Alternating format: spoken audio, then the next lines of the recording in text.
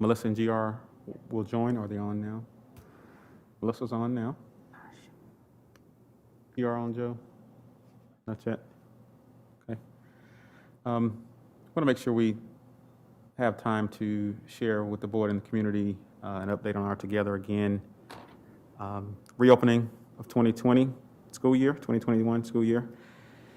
As you recall, our last board meeting included a hybrid option update. In addition, the board approved the calendar to start the school year September 8th.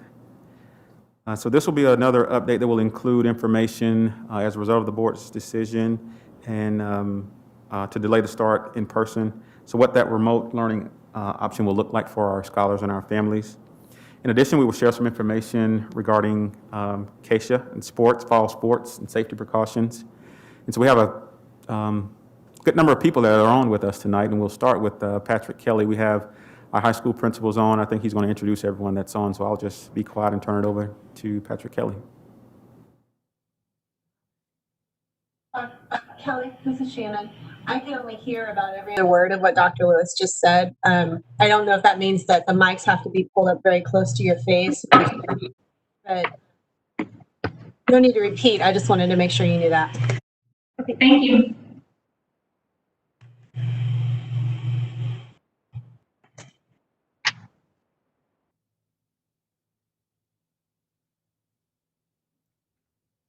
Good evening, or late afternoon, I guess. I'm Patrick Kelly, Executive Director of Curriculum and Instruction.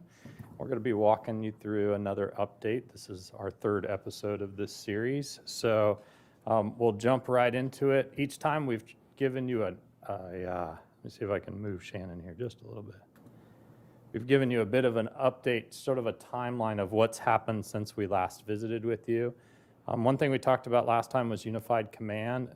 That was announced on the same day as your meeting. The following day, Kansas State High School Activities Association confirmed that fall sports are permitted to begin as scheduled. That first meeting of Education Unified Command was just 2 days later. On August 3rd, new teacher orientation began. That was Monday last week. And all professional development activities are online. August 6th, certified staff received communication regarding return to work expectations, and we'll go over some of those this evening.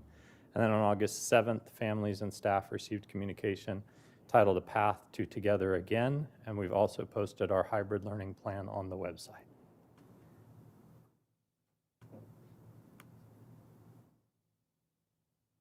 Tonight, we're going to give you an update on that reopening plan. We're going to talk about communications to families and staff, about the staff survey and instructional expectations, student enrollment, and review the safety measures for Kansas State High School Activities Association athletics and activities.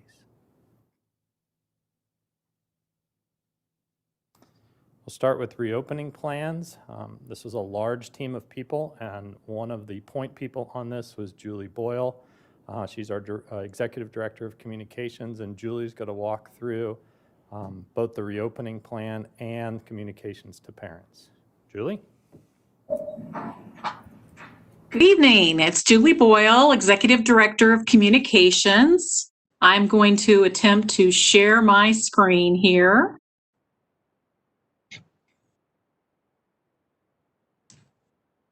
It's not letting me. Now it is. Here we go.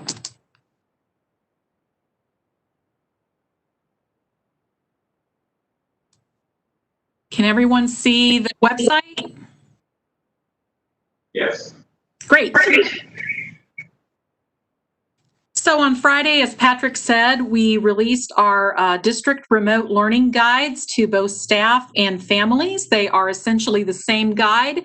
The staff guide includes safety information. Since some of our staff members may be returning to buildings, they would need that health and safety information in their guide. The parent guide did not include that because, as you know, students will be learning remotely to start school for 6 weeks. This is our family guide on our Together Again website. And I think the most important pages are the last two. So I'm going to flip there really quickly because these teachers and classified staff and administrators have been working all summer and there are quite a number of them, 2 pages worth, on their working groups to come up with all of the information you will see in the guide as well as on the website and even more. So as a communication team, our job was to take their excellent work, and I want to thank them for their work, and present it in a reader-friendly manner, an attractive manner, a format that we thought that would be easy for people to read and understand. And our goal was not to overwhelm our families and our staff. I know that you all have seen the Navigating Change document from KSDE. It's over 1,000 pages. It is an excellent resource for us, but it is very overwhelming in terms of the size of it. I was pretty adamant that we were going to try to keep this as clear and concise as possible. We had information on distance learning and the hybrid model and in-person learning, but I wanted this to be the back to school guide with only the information that they would need to know in getting ready to go back to school on September 8th. And that allowed us to keep it a little more condensed. The family guide is 21 pages and the staff guide is 27 with the health and safety information added to it. So it's need to knows for back to school, basically. We will continue to build out the website. I'm going to switch over to the website here.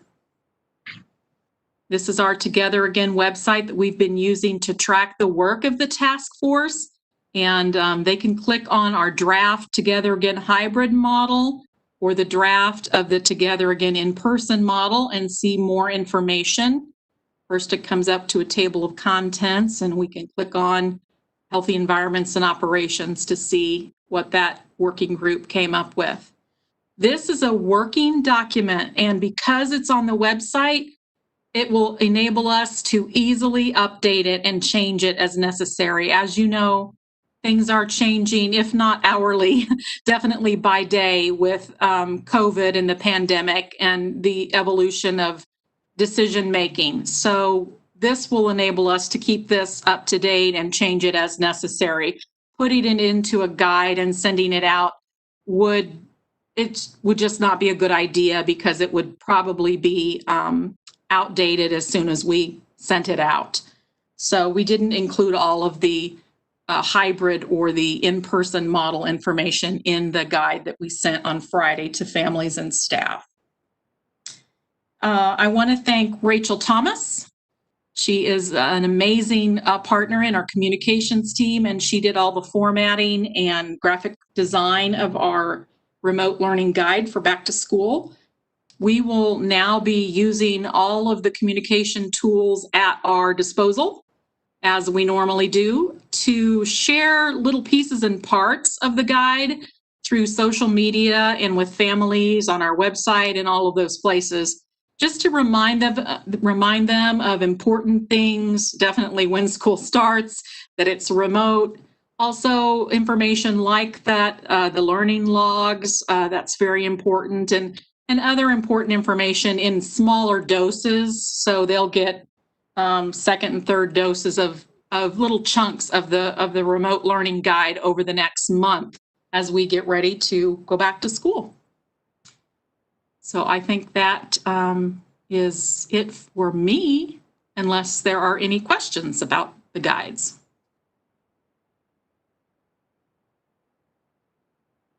Good question, Julie. If families wanted, some families are asking. Are writing the board about more details, wanting to see additional information than what's already in the guide. I think you all have done a really great job. Is there a place where families can go to get additional information if they have questions beyond what is shown? So in the effort to condense it, some families, maybe this is reflective of our community, some families want to dig a little bit deeper into the details. If they wanted that additional information, how would you advise them? Absolutely, and that would be on our website, usd497.org/togetheragain. I was just showing you the other plans on the website. We will put, Patrick Kelly has done a great job of giving everyone a consistent format on all of the working groups and the task forces. So they have completed those for their area of expertise. And we will just post all of that in draft form to our website. We were really focused on getting this remote learning guide out first and then building out the website. So that was our primary focus for getting that out on Friday, and then we'll be working more on the website as time goes on, as we have time. Okay, thank you.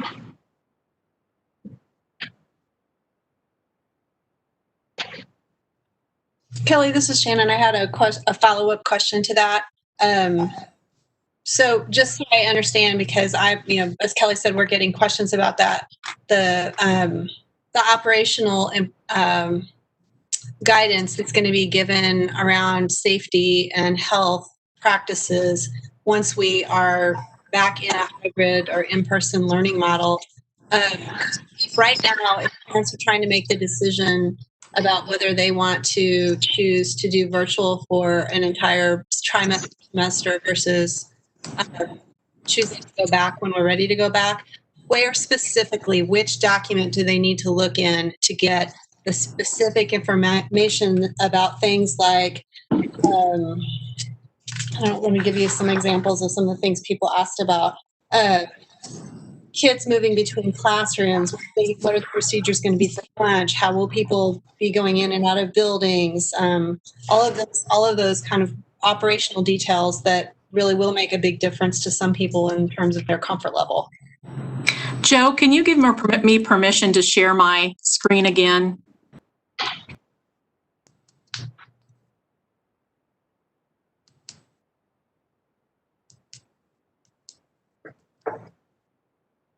It's only letting me have a choice of file. Oh, here we go.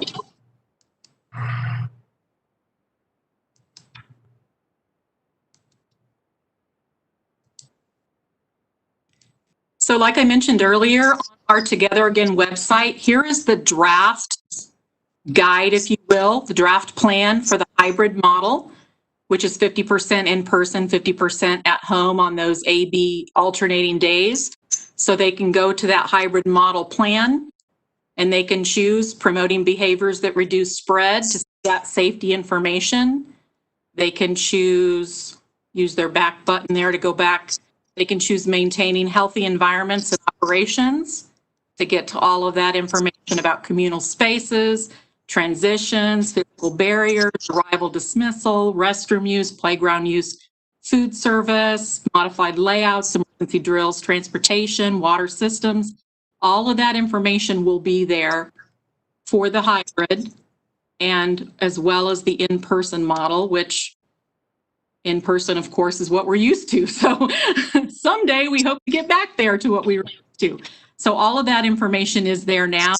We will continue to add to it as we continue to get guidance, especially from Unified Command. They are looking at our plans and giving us more health and safety guidance every day. So we will update these as we get that information.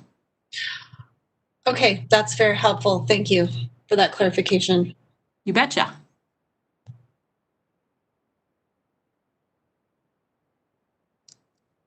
Any more questions for Julie?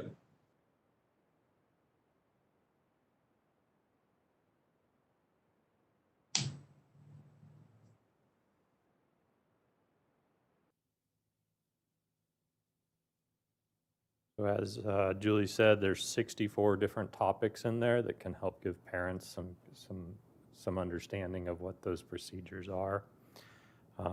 And those have been informed, as we told you last time, by national, state, local health and safety guidelines and Unified Command. So now we're going to talk about student enrollment, and I'm going to invite Zach Conrad to share with you a little bit about that. Thank you, Patrick. I'm Zach Conrad, Executive Director of Data and Technology. We sent out a survey to all families in the district Friday evening. And this enrollment form that we sent out has a list of questions that you can see up here. Student name, the school that they attend, grade level, any of the services that are provided to the student. And then we give a brief description of what hybrid would look like. And this comes straight from the definitions that you see across the guide. So we've kept this very consistent. When the school board determines it is safe to do so, the district will transition to a hybrid of on-site and remote learning. You can read the remainder of that statement, but that is put in there for them to read so that they, if they haven't seen it anywhere else, they can see it there before they answer the following question. And so with distance learning, families who are not comfortable with their children returning to the classroom in person as part of the hybrid or in-person models may enroll in distance learning for a trimester, and that's for early childhood and elementary who are on the trimester schedule, or semester, and that's for the secondary, at a time. With these expectations in mind, please answer the following questions regarding your preference and comfortability related to returning to partial or full in-person instruction. So we wanted to make sure that they did understand you have that option to continue remote even if the board decides that it is safe enough to return to a hybrid model. They then are given 3 options in the hybrid or distance model. So that question contains, I will return in the hybrid model. I will remain remote for distance learning for a trimester for elementary or a semester for secondary, or I will remain remote for the school year. So far, up to, 4:30 is the last time I checked the data. We've had over 1,200 families respond, which is about 2,000 plus students, so just over that 2,000 student mark. And then we put on there, do you have another child attending Lawrence Public Schools? This way, families are able to make individual choices per child and not just a blanket statement across their family. There are some situations where families would like one child to be hybrid and another child to be remote. So we gave that option so they fill it out individually for each child. Are there any questions over the enrollment that we're doing right now for students? This enrollment will close on Friday, although we have some flexibility on the end. We really, for planning purposes, would like all families to complete this by Friday so that we can make the appropriate adjustments and plan. If you don't hear from a family, what kind of outreach do you have to do? I mean, what's that look like? Because I can imagine in the summertime, it's hard to reach everyone. Does someone automatically get enrolled in a particular, if they don't answer the survey? Yes, so right now we're building it out in PowerSchool to flag each individual student because they will still be enrolled within Lawrence Public Schools. And so we're creating a flag in there, and the default flag for planning purposes is going to be hybrid. We are going to plan that you're going to return, and then we'll continue outreach during the first 6 weeks for those students that we didn't hear from to try to verify that that will be their choice.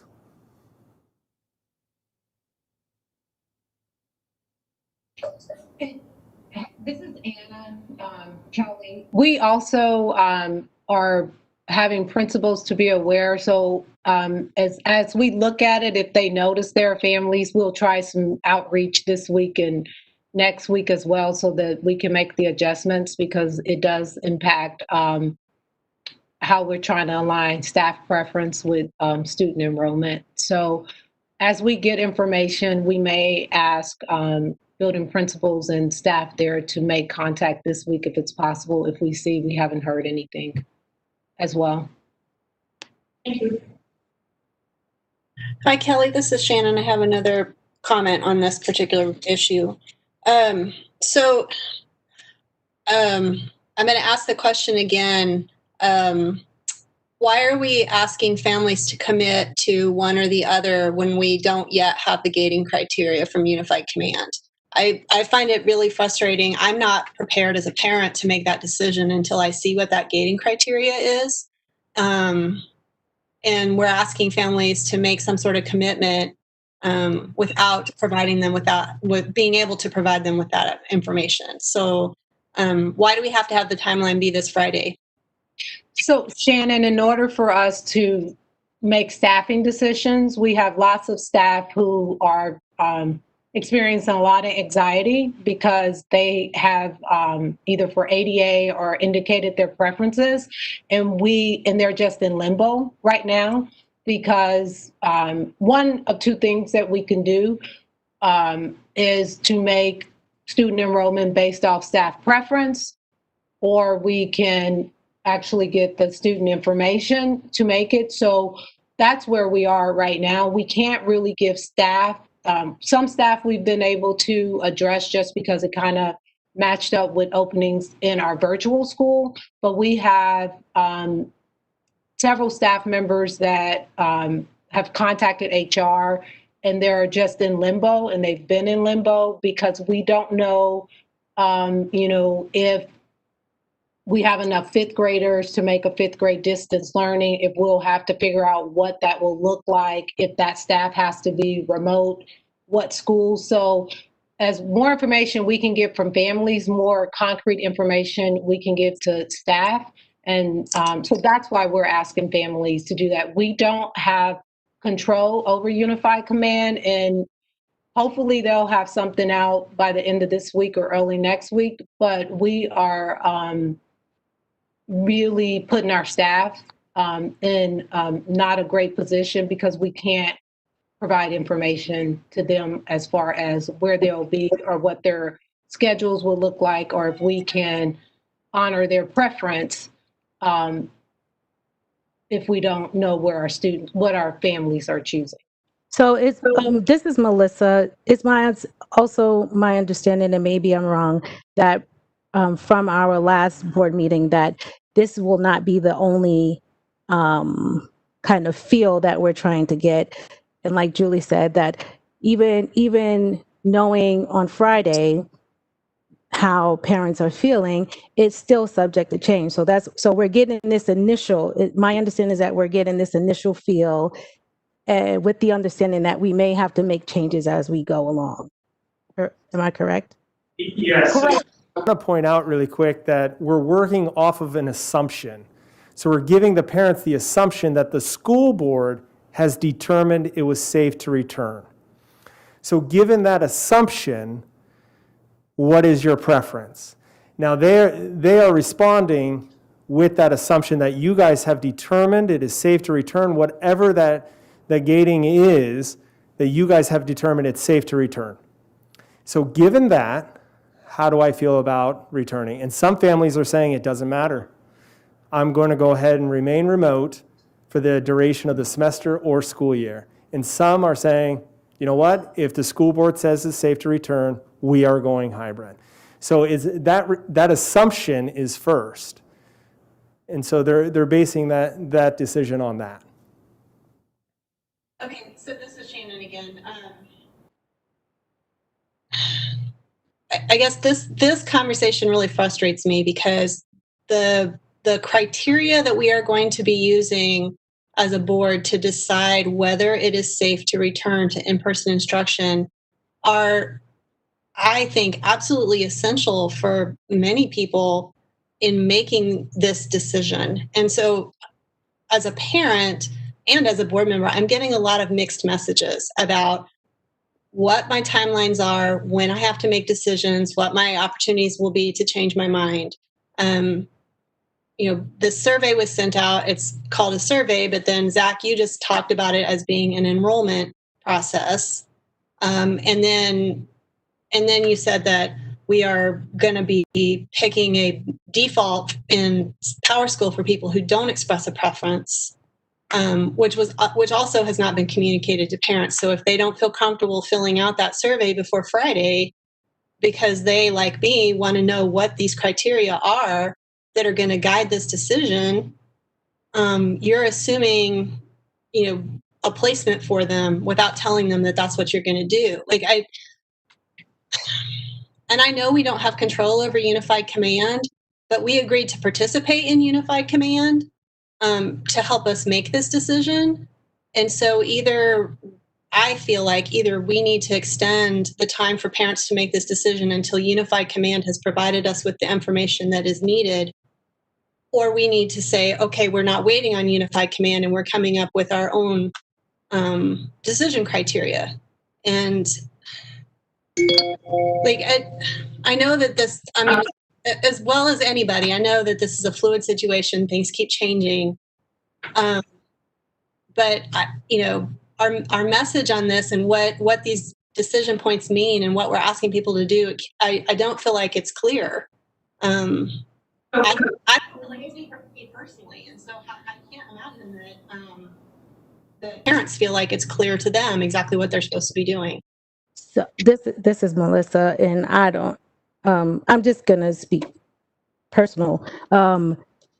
I think maybe my mindset is a little bit different. I think of it two different ways of being in the military and knowing that sometimes there are situations that you have and you know there's going to be a set way, but then a situation arises and you have to make a change. So we used to kind of jokingly say, hurry up and change. From a teacher's perspective, I can understand, like, even knowing that this is not the solid, this may not be the end all be all. It does give you a sense of, this is how I can potentially plan. So kind of like what Dr. Stubblefield was saying, it kind of gives them a little more guidance in knowing how to prepare. Because right now I don't even think we're this far in my district, and I'm like, I have a student teacher and I'm trying to figure out what guidance am I going to be able to give them right now, but we don't know what's going to happen after our 9 weeks or during our 9 weeks yet alone. So I feel like this is a good starting point, but emphasizing that there may be a change, like Zach said. This is if the board decides that it is safe to return to school. Will you do hybrid, or are you still going to do distance learning?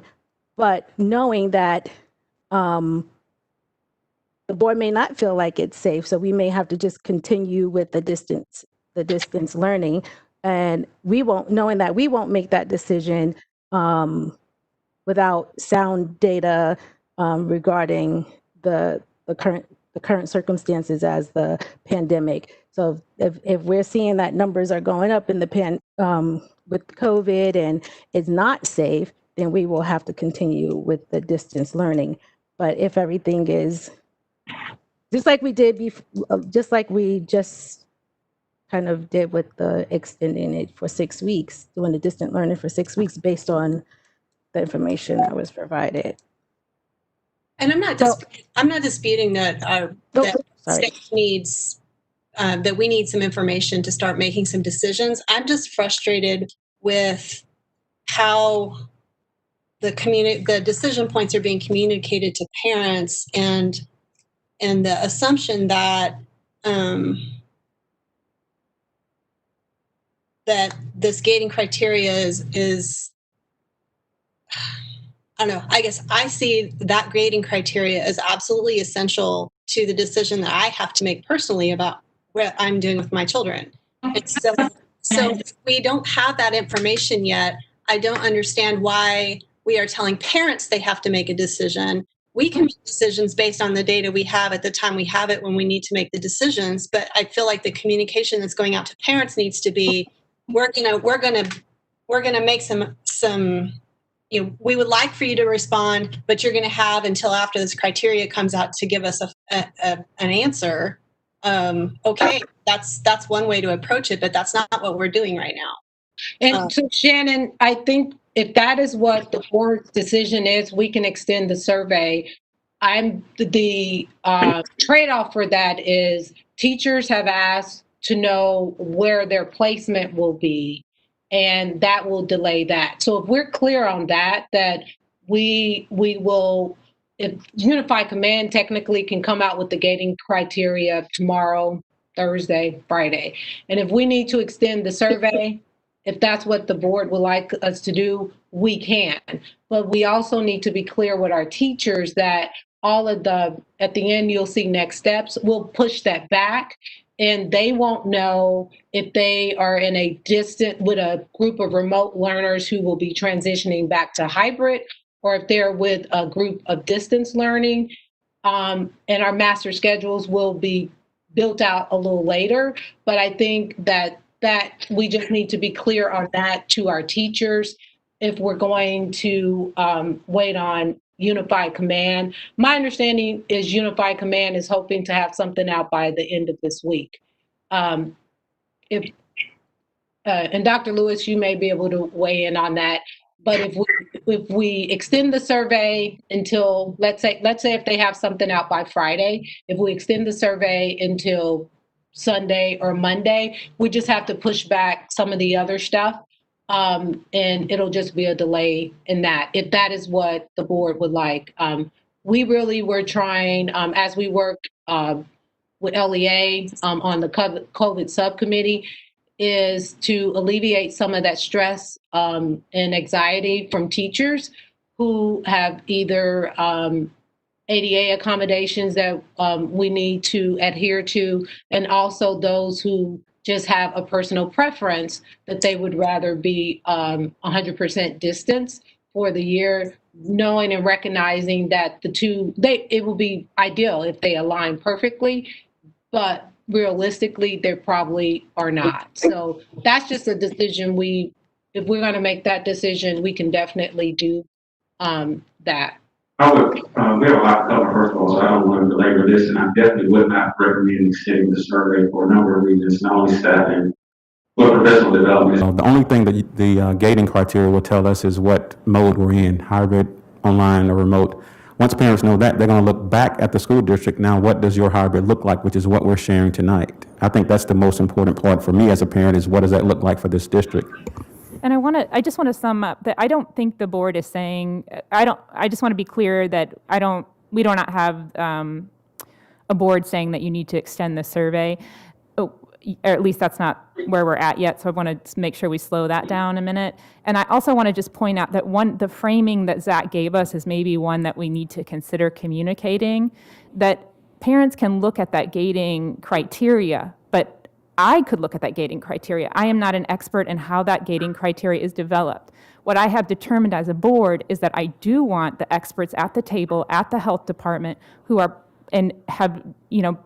part of a division that has specific expertise in education, making those decisions. And as a board member, I will base my decision off of those informed positions and metrics that they have developed. So I don't think we're asking families to make a decision about whether their child is hybrid or in person without any flexibility at all. That's not the way the district has responded.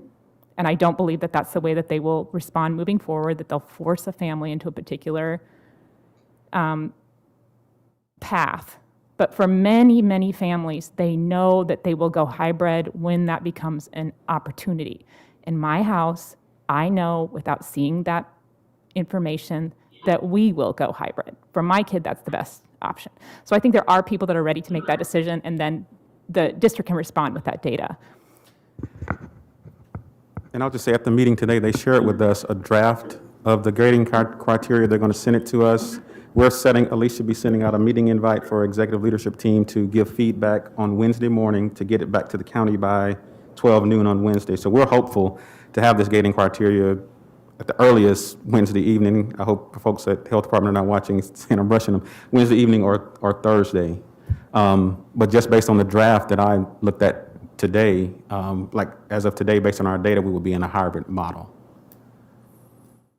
I just want to say I took the survey this afternoon and there was no confusion on my end. I was operating under the assumption that it was safe for my son to return, and that's how I filled it out. Knowing that this is a very fluid situation and it could change, and then I would trust the district would change accordingly. So my assumption was, if everything was safe, would your kid return or would they not? So, thank you.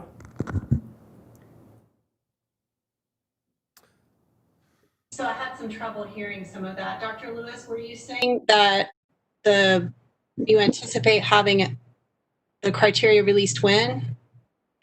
Well, it's embargoed now. After our meeting today, they sent it to me. I sent it to Elise to send to executive leadership team. We're going to review it on Wednesday morning. They have asked us as superintendents and school districts to provide feedback to them by Wednesday at noon. And I'm hopeful that they will turn that around pretty quickly. It may not be end of day Wednesday, but maybe Thursday or Friday. Did you hear? Okay. Thank you. All right, our next section will be covered by Anna, so I'll turn the time over to Anna.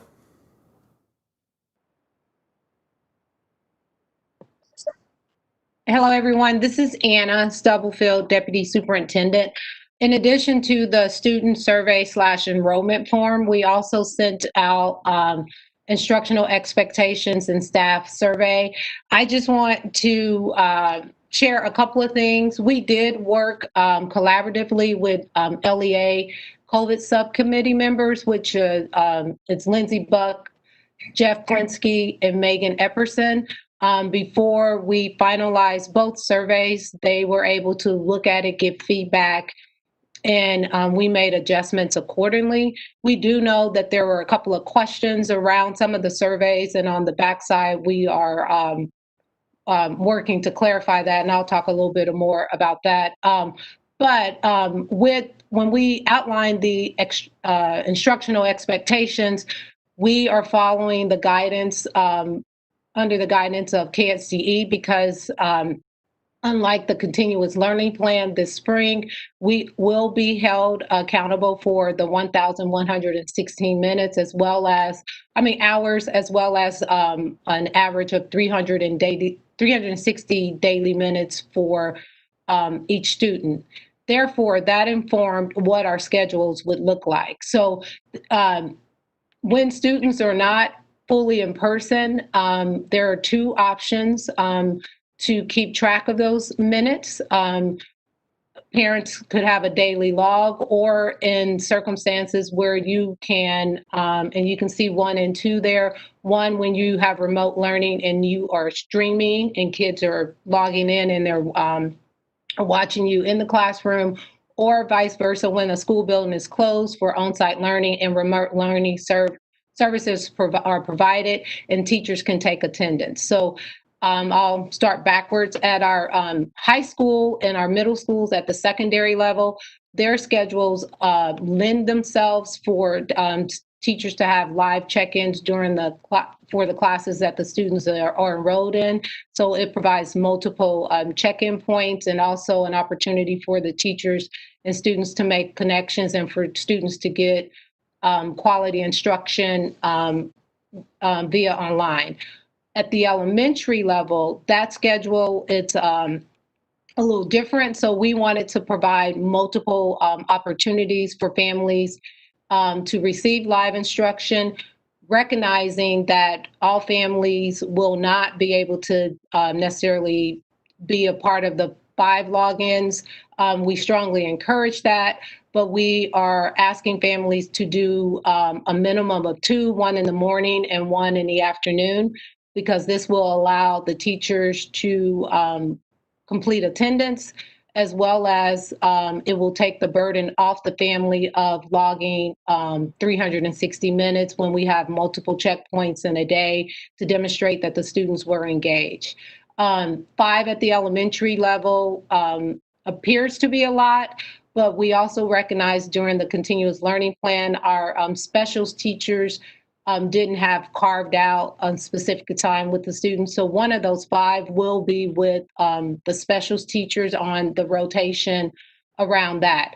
The other ones, we are giving the elementary teachers flexibility. They may combine it and do a longer one, but we are just trying to have multiple checkpoints for the students. We're asking all of our staff to, even when they're not providing live instruction, to be to whatever learning platform we're on to be live. So if a parent is if a student is working independently, or a parent and caregiver may be supervising them, they will be able to access the teacher during the duty day, the day that the student would typically be in attendance, to receive assistance, ask questions, or other components.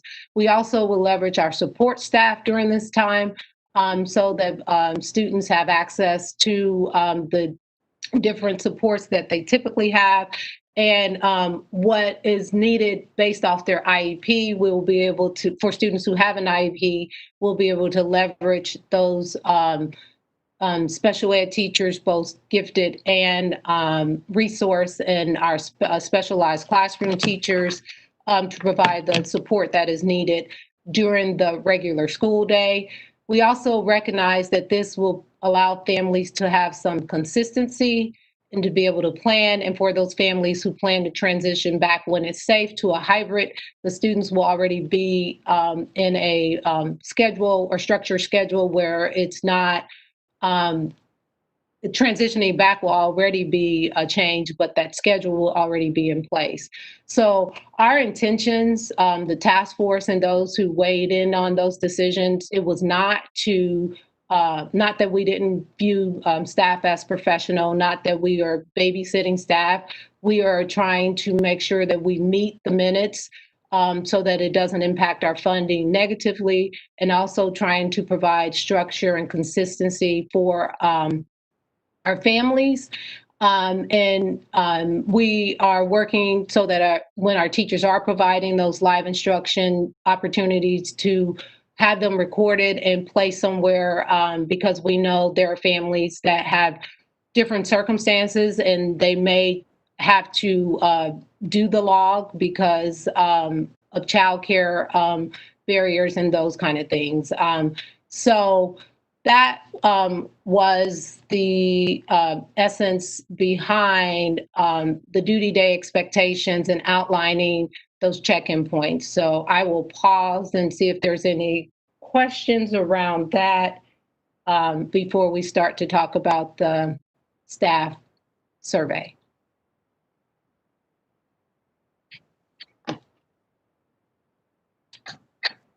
So I'll talk about the staff survey, and then I could pause again in case there are more questions or something comes up. As far as the instructional expectations and the staff survey, the questions that we asked, we wanted to be clear with staff. We needed them to identify themselves, not for any other purpose other than to make sure that we can align their preference as much as possible. If we can honor it based off student enrollment, we'll know what their preference is and try to honor that when we can. We ask them the employee number and their name, their grade level in school. And then during the first 6 weeks of remote learning, if you're not allowed to bring your child or children to the work site, will childcare, be a barrier? And the purpose of that was not for us to gather percentages. There was some questions around, like, if I don't have kids, it's going to skew the data. We actually are just looking at the raw data so that we can go back to Unified Command, because we're asking all of the, from an equity perspective, through Unified Command, we're asking all educators, school systems, university and essential workers as much as possible. We're asking them to collect that data. So collectively as a county, the child care obstacle, as much as possible, can be problem solved. So if we have 500 staff that says it's a barrier, we'll say Lawrence Public Schools have 500 staff members that this is a barrier for. We won't necessarily give percentages, because that will not be helpful data in that sense. And then we just ask their preference. If when we shift back to hybrid, what would be your preference? And also in a hybrid model, if childcare will be a barrier. Initially, we have said, since the schools are, all of our students are in remote learning and staff has the option of teaching in person or coming into the work site, that in order for safety reasons and precautions, we're saying we're not allowing staff to bring their children to the work site. At this time, that it was just That's just for safety reasons, because we don't necessarily know how many staff or how many students can end up in the building, and we don't have the necessary, if they're teaching, what is happening with that. So we are still, we'll look at that data and continue to problem solve as much as possible in regards to that. Hey, Anna's GR. Yes. So if it was done and I missed it, I apologize, but was this same set of data also collected from classified staff? And if not, why not?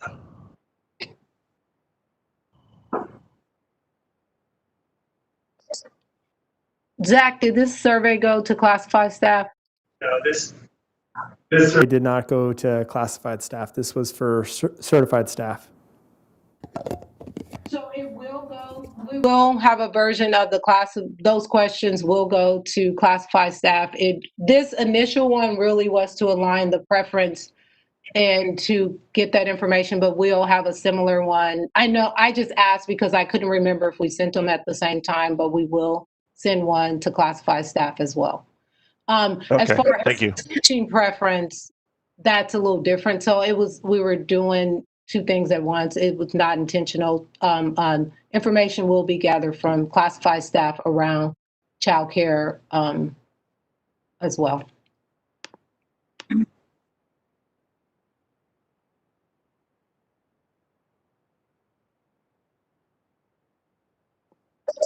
If there are no questions for me regarding that, because I know we're running out of time and we want to get to Keisha, a couple of questions that have come to me, and I don't think the board has to answer it now. And I think along the lines what Shannon was saying, what data or information will the board use to make its decision to transition back to hybrid? At some point, I think the board may want to communicate that out.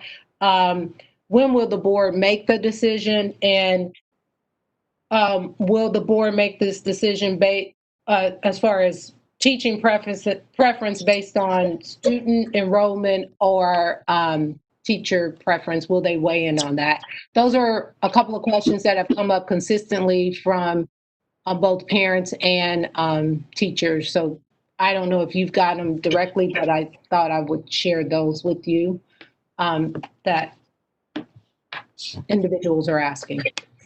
So the way that we would inform you. Where we're at on those decisions would be based on the information that you've given us and when we have a motion in front of us, just in terms of educating the community about how those decisions get answered. So for example, the criteria for which we would make a decision on whether or not to come back to a hybrid model, which we've talked about this evening, would be based on the information that we got from the unified command. So just to Anna's questions about timeline, that will be dependent, several of those things, on the information that the administration is able to give us on a timeline that cannot precede the information, right? Correct? I mean, it's a rather basic thing to say, but just to be clear, there are still decisions that still have to be made, and that if we needed to, we reserve the right to call a special meeting so that you did not need to wait if there was something very pressing.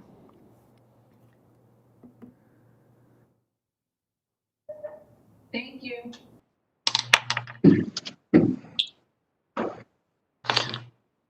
Okay, next. Is Rick Henry, and Rick's going to walk through high school athletics and activities.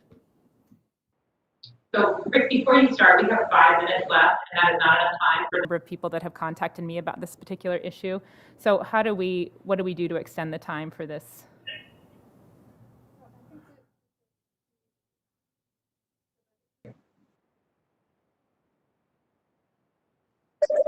Okay, so we have to hard stop for the budget. So we're going to have a hard stop at 6, but for the community that may be watching, we can come back to this conversation after we hear on the budget. So, okay. Hi, Rick. Okay, thanks. Joe, if you could allow me to share my screen, that would be great. Good evening. I'm Rick Henry, Director of Secondary Schools, and I also work with District Athletics.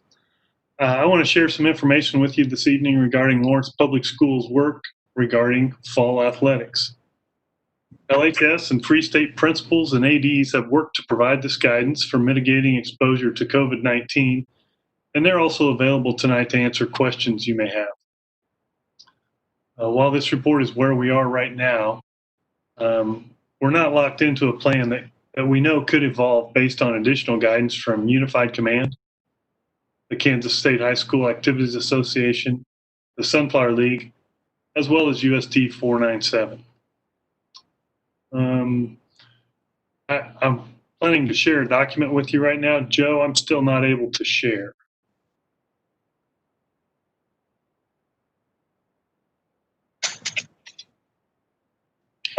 While he's trying to share, I just want to say we did send it to classify as well. Sorry. Survey went out to classified staff.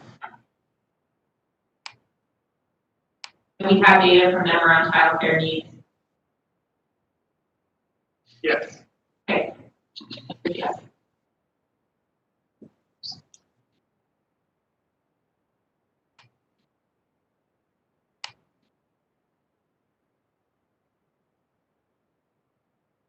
Patrick, you may be able to share those links from the document that the presentation document. If you could share that first document. I would. Joe's on his way to see you to see if we can figure it out. Now we're at coach. Okay, thanks. Hey, Joe.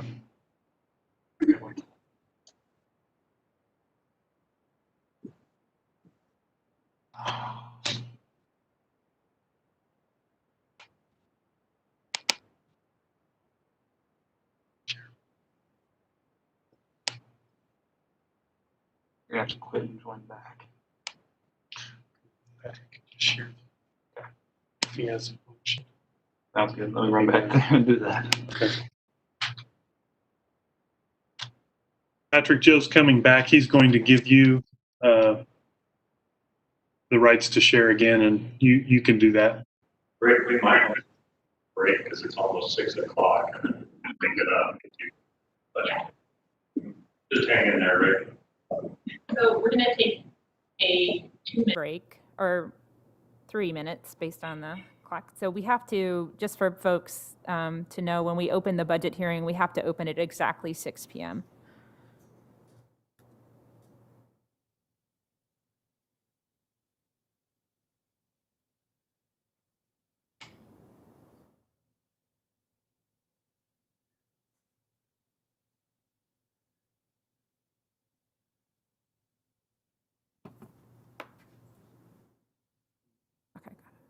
I'm going to share those links, Joe, because it's got me as the presenter.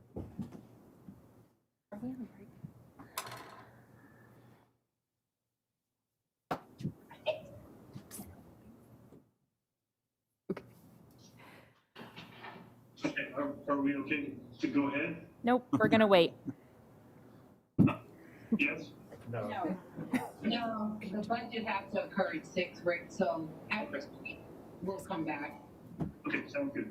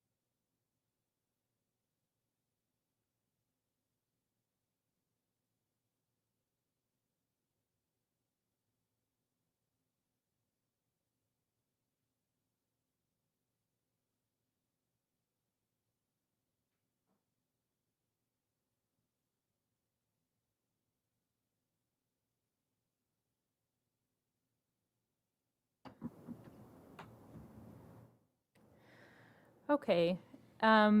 We need a motion to open the budget hearing. Do I have a motion? I move the Board of Education open the August 10th, 2020 budget hearing. This is Carol. I second. Is there anybody on, Joe? All those in favor? Aye. Aye. Aye.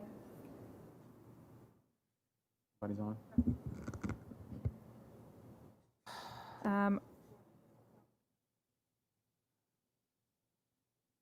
Kathy is on with us. If board members have questions, we do not have anyone waiting for public comment right now. So we will leave this open for 5 minutes and say hey to Kathy.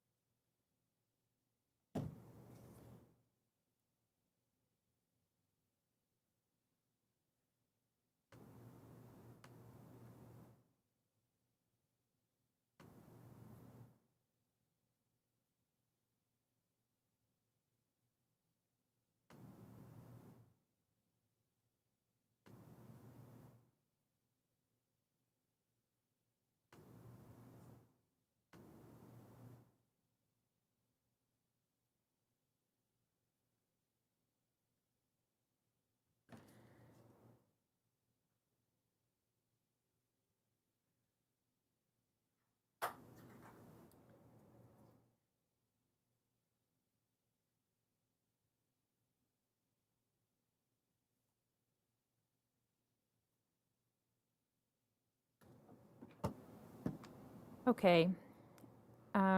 We are not having anyone present to make comment or provide feedback on the budget, so I'm looking for a motion to close the budget hearing, return to the discussion we were previously having.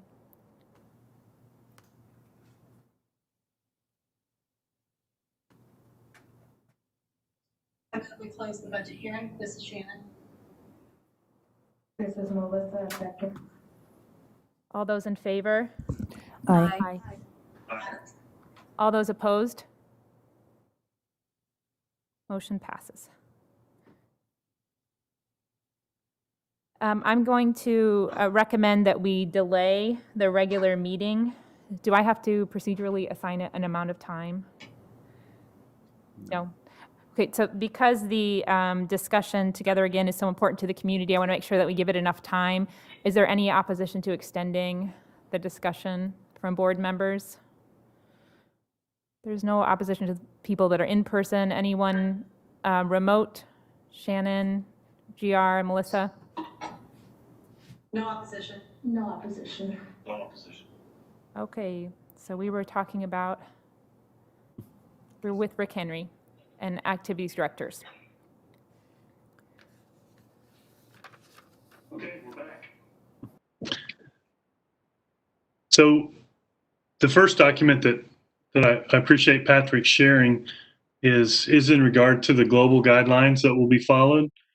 The first 7 statements on the document refer to daily screening and temperature requirements, as well as masking guidelines. Also, in those statements, we also say, as I mentioned before, that these guidelines may change due to additional guidance or restrictions from the Kansas State High School Activities Association, Sunflower League, Unified Command, and the USD 497 Board of Education. The chart under those statements provides a more in-depth look at the general guidelines, including hygiene, education and communication, screening and exposure protocols, illness protocols, activity considerations, and finally, facility and equipment management.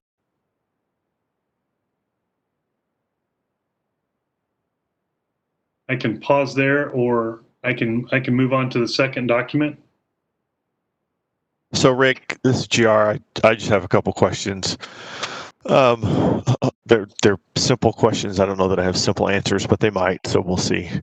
So if you scroll back up on that document, so one of the questions that I have, so currently right now during summer conditioning, summer activities, because this is not sports, this is activities, so I have to keep reminding myself of that. So summer activities,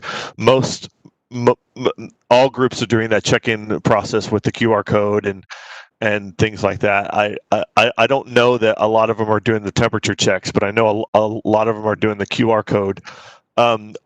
Who is responsible right now to verify that those check-in processes are happening and that's being done? And then my second question is more along the lines of probably a broader discussion, but especially in this current state, one of the things under your education and communication, one of the things that I thought was missing from there is a more of a district level communication process. Right now, the way that we communicate sports seems to vary down to the specific team that you're on. A C team can communicate different from a JV team to a varsity team in a sport at a high school. And I think, especially now, as we look at it, I think now is the time that we need to do away with that. And we need to consolidate how we communicate, and it needs to be the same, so that as a parent, if I have a kid playing soccer and a kid playing volleyball and a kid doing swimming, my communication comes via one method. And those are the two things that I had. GR, can I ask a clarifying question? You're saying one method around how, like, either phone or email, or are you saying it all comes from the same? I'm just trying to get clarity around that. Your first interpretation. Okay, the method in which it's delivered. Okay. Yes. Because currently right now you can find email, you can find GroupMe, you can find Twitter, you can find all sorts of different ways that sometimes are easily accessible to people, sometimes not. And usually the story is incoming freshman parents find out how the communication method is done for a particular sport because a parent who has been through that sport tells them how to do it because it's not consistent. Kelly, this is Shannon. I have a comment related to GR's question. You respond, or someone to GR, Shannon. I'm sorry, Kelly, can you repeat that? Can we have a response to GR's observation about how we can uniform or better communicate to families? I wanted to provide some further context and examples on that point before staff responds, if that's okay. That's fine, yeah, go ahead.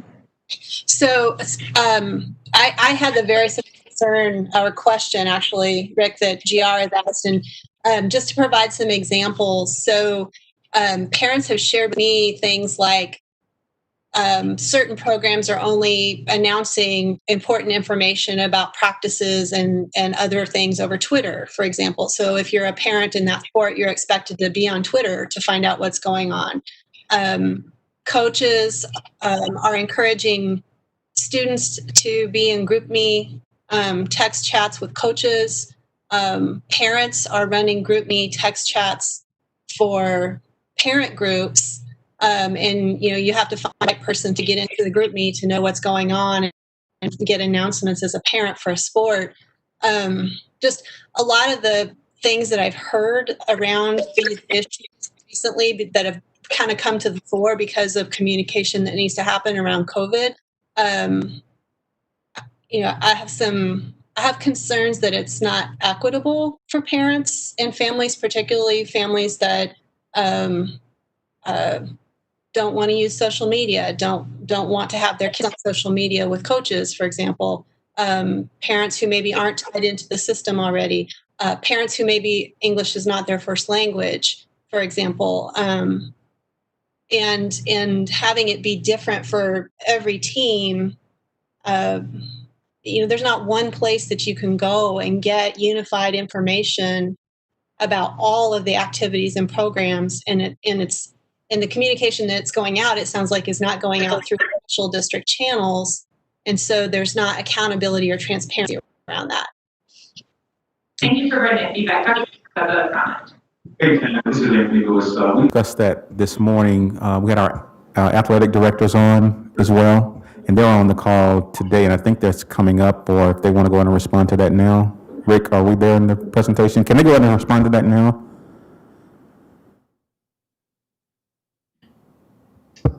Share that at Lawrence Free State, the information this summer as related to COVID, that information has all been published on our Free State Athletics website first, which then creates an automatic post onto our Twitter account that oftentimes I've asked coaches to go on Twitter and retweet those stories because we found that we have more traffic on Twitter than we do on the Free State Athletics website. But all of the first push of information goes through the Free State Athletics website first. And then I ask coaches to follow up with that on Twitter in retweeting the story so that then parents will go and actually read the full post. And that's the same at Lawrence High School. Our first I'm sorry, can you all introduce yourselves for those individuals that are listening? I know who you are for board members. Sure, I'm sorry. That was Amanda Fonts at Free State High School. Hi, I'm Nick Wood, athletic director at Lawrence High School. We have the same system in place as Free State. The information is coming out through our website, and then it automatically generates, it shoots it out on Twitter as well as Facebook.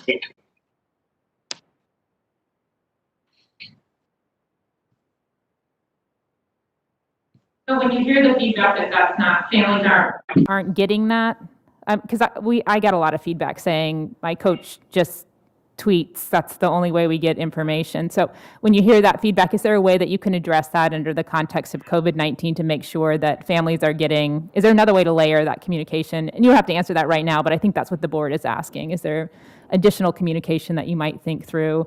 And that's something that you can work out, not right now on the spot, but I think that's the feedback. Does that represent where you were going, GR and Shannon? This is Shannon. I think for me, it would be helpful to have a better understanding of what that communication plan looks like, and to be able to communicate to parents whether, like for example, the GroupMe app thing. That raises a lot of concerns for me in terms of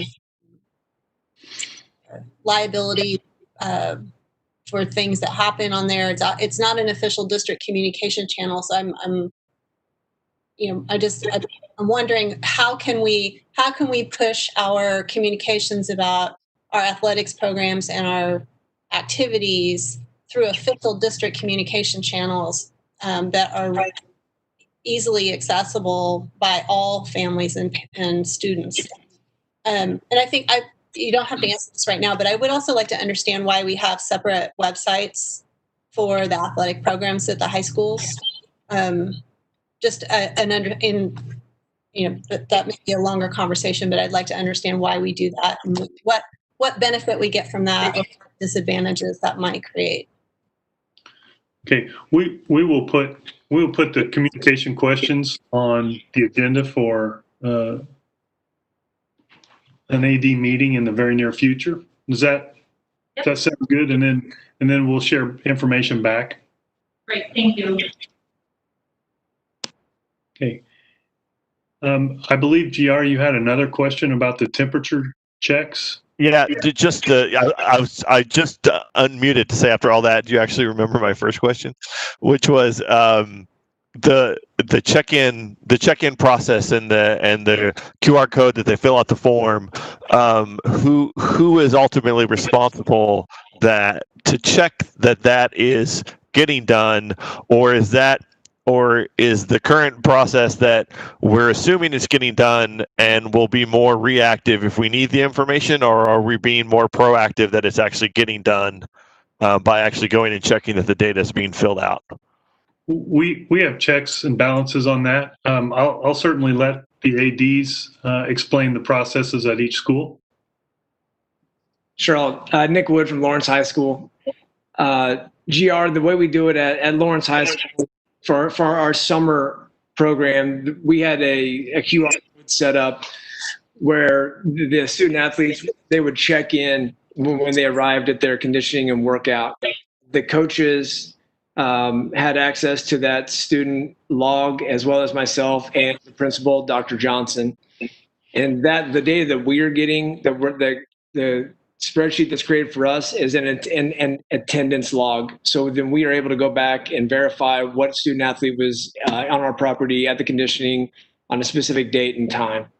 As we go into the season, we are going to specifically break down those QR codes for each individual sport. So upon check-in, when the student athletes show up to a practice or games, they are going to be checking in with the QR code, as well as the coaches that are there in attendance as well.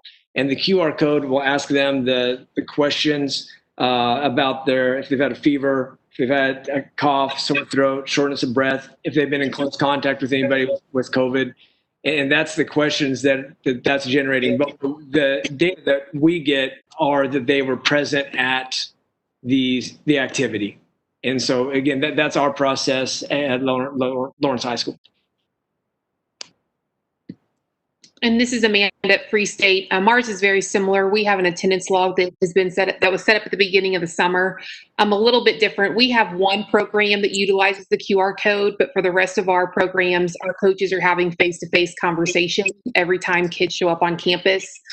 They're going through the screener questions and asking them verbally, and then they respond to those questions. And as long as their answer is no to everything, then they're allowed access into the activity for that day.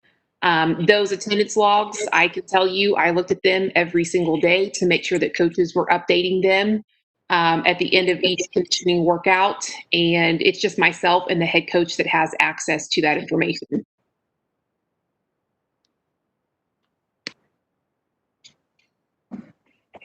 GR, is that helpful to you? Yes, thank you very much for that information, both of you. I appreciate it.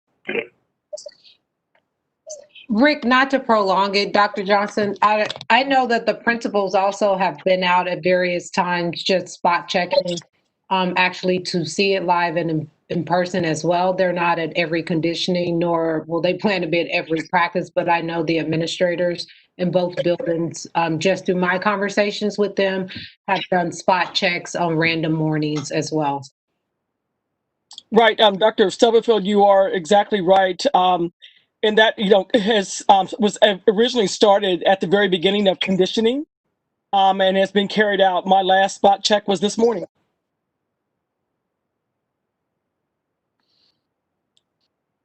Thank you, Dr. Johnson.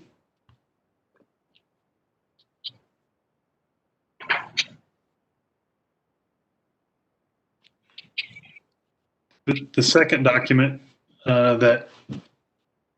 yes, thank you, Patrick. The second document we're sharing with you is sport by sport. It outlines more specific guidelines for each sport, including PPE, screening, practice, equipment, competition, sportsmanship, spectators, and transportation. We've also linked the KSHA COVID-19 resources to this document, which provides further details about each fall sport.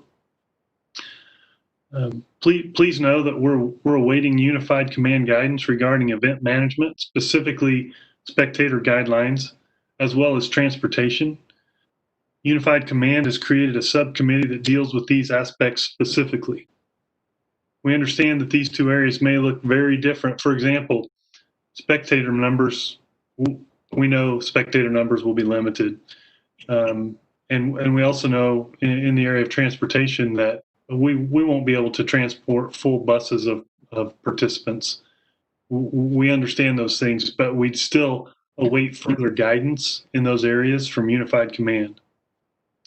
We also know that Unified Command will provide gating criteria that will direct us, as well as impact whether or not specific sports can be played at specific times.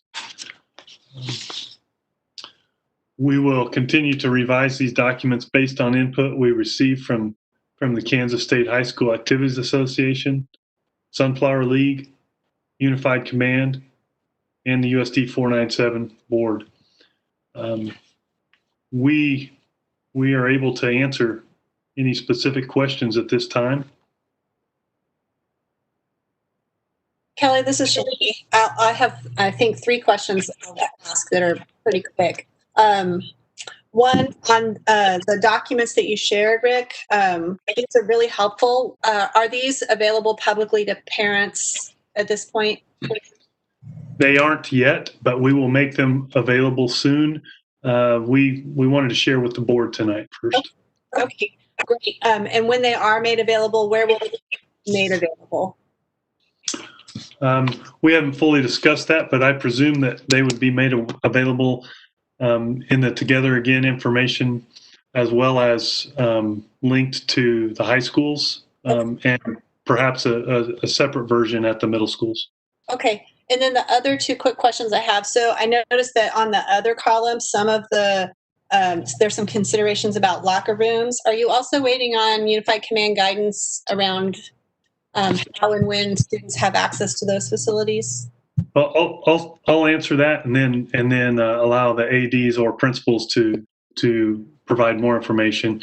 We are attempting to restrict locker room use.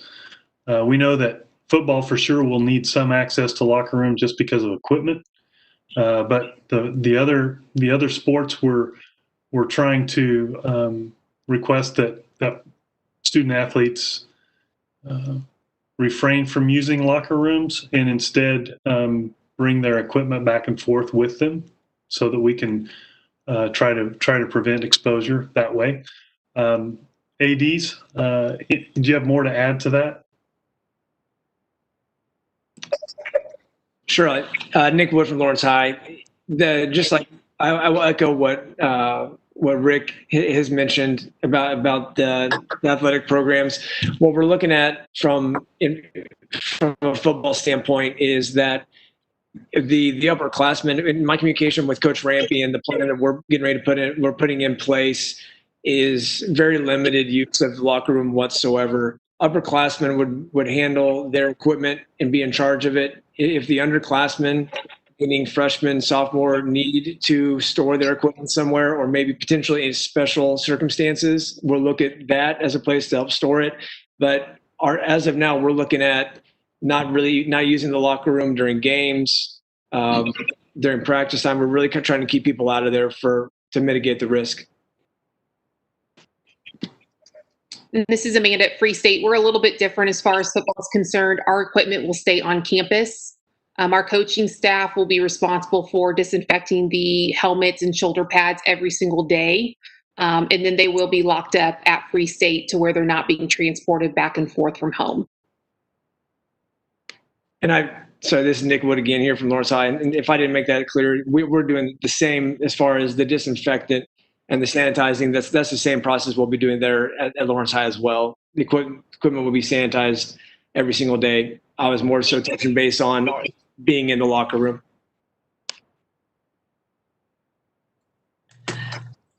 Are there additional board questions? I have two more quick things. Okay, Shannon. Transportation, are we talking about potentially, I know last week. Just talking, so I'm gonna give it a minute. I'll make room for your last two questions. Go ahead, Eric. So thank you. Oh, that's okay, Shannon. It's kind of hard to hear, I'm sure. So first of all, thank you all for sharing this guidance and information. So I have a couple of questions. Well, one question, two-part question for the ADs. So are you confident that you will be able to work within the guidelines that you shared this evening? And then the second part of the question is, what challenges do you anticipate with the guidelines that you've shared?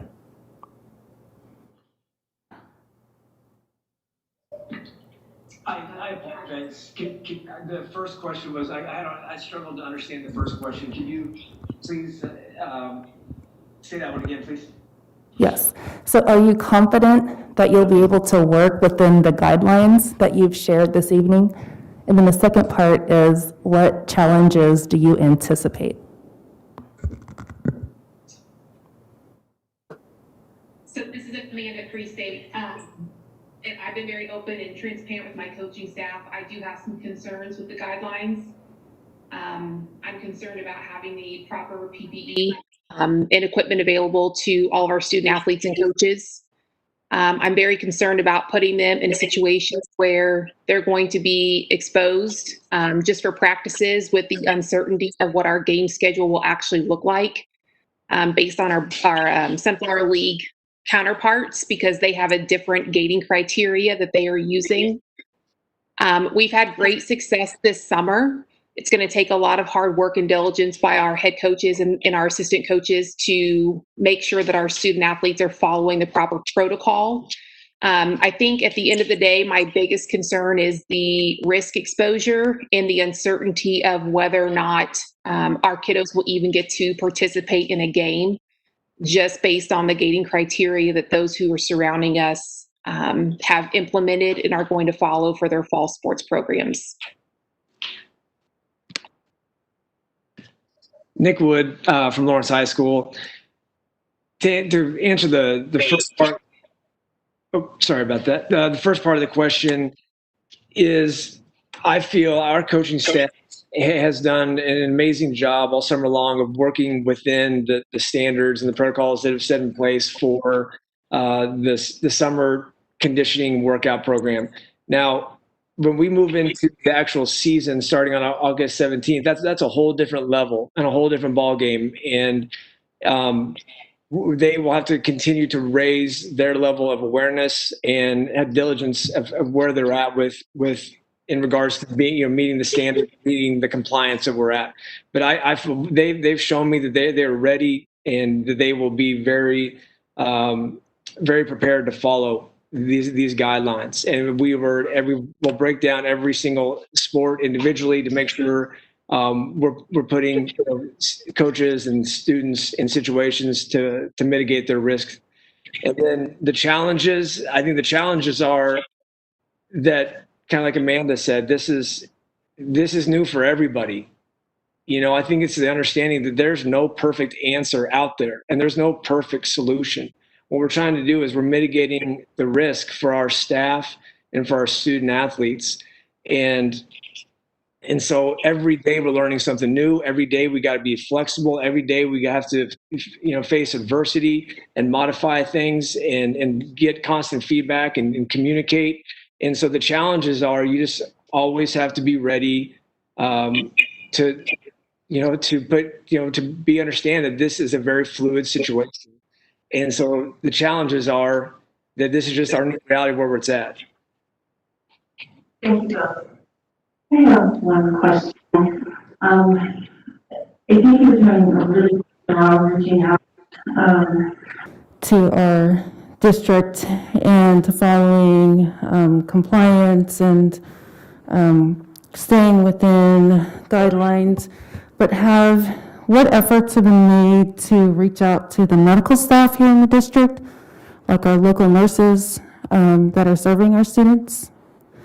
And I would assume that would help address some of the challenges that you may foresee, especially due to PPE and any risk exposure.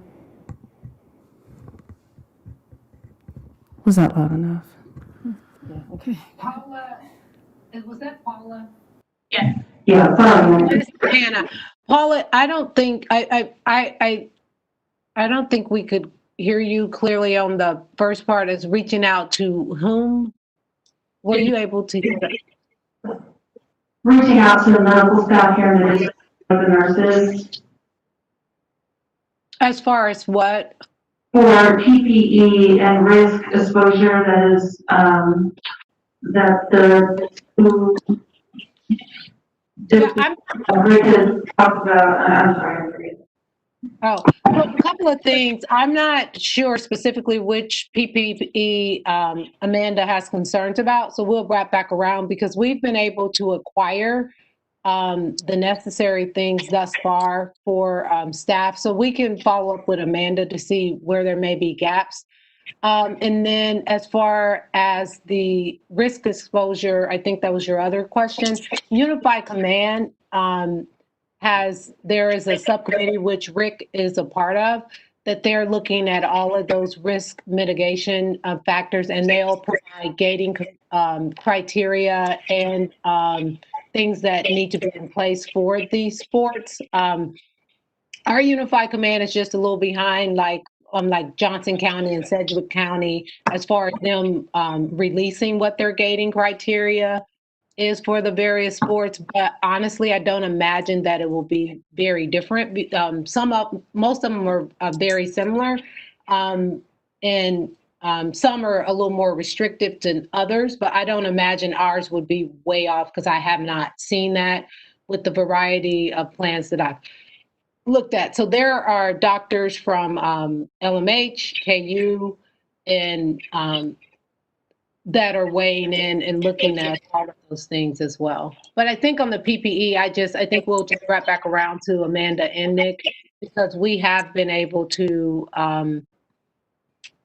acquire or get the things that we need for our staff to start. Shannon, you had 2 questions. Yes, thank you. And I'm sorry again, Eric, I didn't mean to interrupt you. I just wanted to wrap back around to the transportation issue. Typically in our district, we require athletes to participate in transportation when we provide it. Are we talking about altering that this year so that parents could transport kids potentially? We don't know exactly what that looks like yet. That is a topic, a solution that has been mentioned. We don't know if that's the path that we'll follow or not, but that's in the mix. I'm wondering about that one, if that would actually require a change in board policy, and if so, I would definitely encourage you all to involve the policy committee soon so we can work on something to that effect if we need to. Shannon, oh, I'm sorry. I was going to say other districts, counties gating criteria have included recommendations around that. So that may come out from, a recommendation may come from Unified Command regarding that. And then we will make sure that we loop in the board policy around that. Okay. In regard to if parents, we've had, obviously board members have had lots of contact from parents on various aspects of the athletics and activities plans. If parents have a concern about state safety criteria or if safety criteria are or not being followed, where do we send them in the first instance? Should we be directing them to the ADs at the high schools or at the middle schools, or should we be directing them to individual coaches? What's the best practice for board members to help you with that? I would say it would go to ADs at the high schools, ADs or principals. And then they could follow up with the coaches. Okay. And then Rick, are you planning to touch on middle school sports? Yes, that's the next slide. All right. Thank you. I'm done. Thanks. Okay. I have one related question. I'm listening to you all. I hear one thing that we've been communicating as a board to the community is that typically the board does not take action on whether or not sports will proceed, and that it is likely that we will follow the guidelines that you are all following and not interfere with those directions. What I'm wondering about along those lines, because I'm hearing you say there's this possibility that some of the sports would not go forward based on the guidelines. That's the underlying piece. Like, we all want to see kids be able to be involved in band, kids be able to be involved in football this fall. In the event that those sports could not happen, we did hear a lot of feedback from parents about the impact that has on students as they progress through collegial opportunities. So some districts are creating portfolios for students. They're doing things to support their mental health if the activity they're involved in is disrupted. How will we support students if their sport cannot go forward based on the guidelines that you've provided us?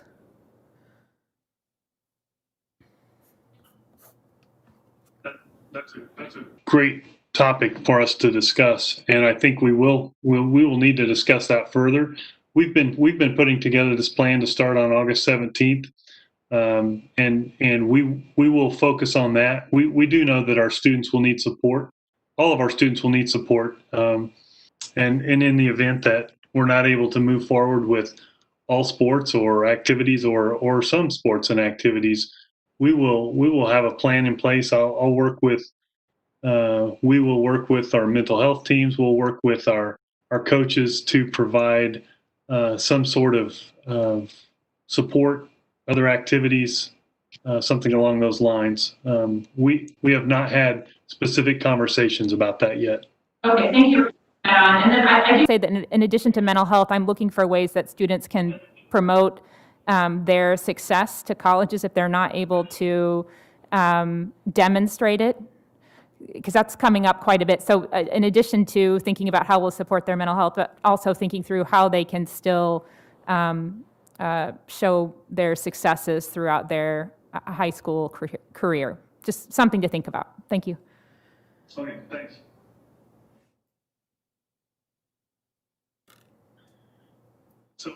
So with our middle school athletics, the recommendation is a bit different. The recommendation came from the middle school athletic directors and principals that we start practice September 8th to correspond with when school starts. That competition would be among Lawrence Public School middle schools only. We have 4 schools, and we could create a schedule that would allow for competition in district only, and also that we would follow the Kansas State High School Activities Association, USD 497, and Unified Command guidelines. There's a link there that was sent out to all board members earlier today, so you have access do it that way. But I'm open to more discussion about this.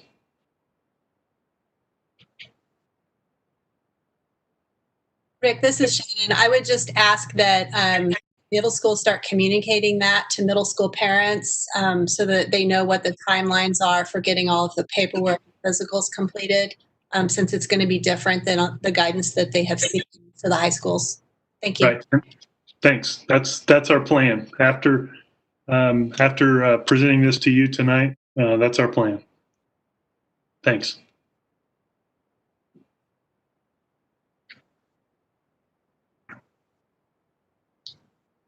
Thanks, Rick. I'm not seeing any other questions.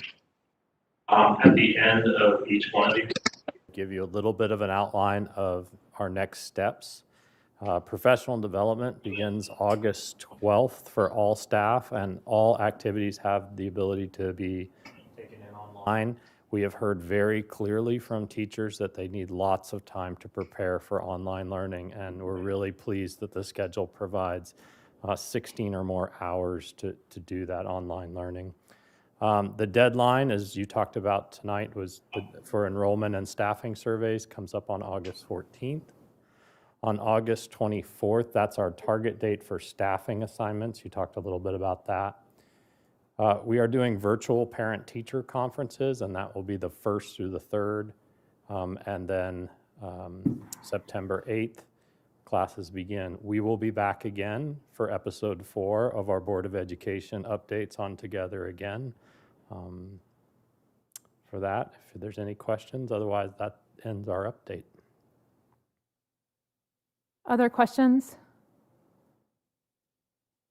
The one thing I wanted to circle back to that I think we kind of got lost in debate, to just kind of honor the families that Shannon's questions were speaking to around the survey.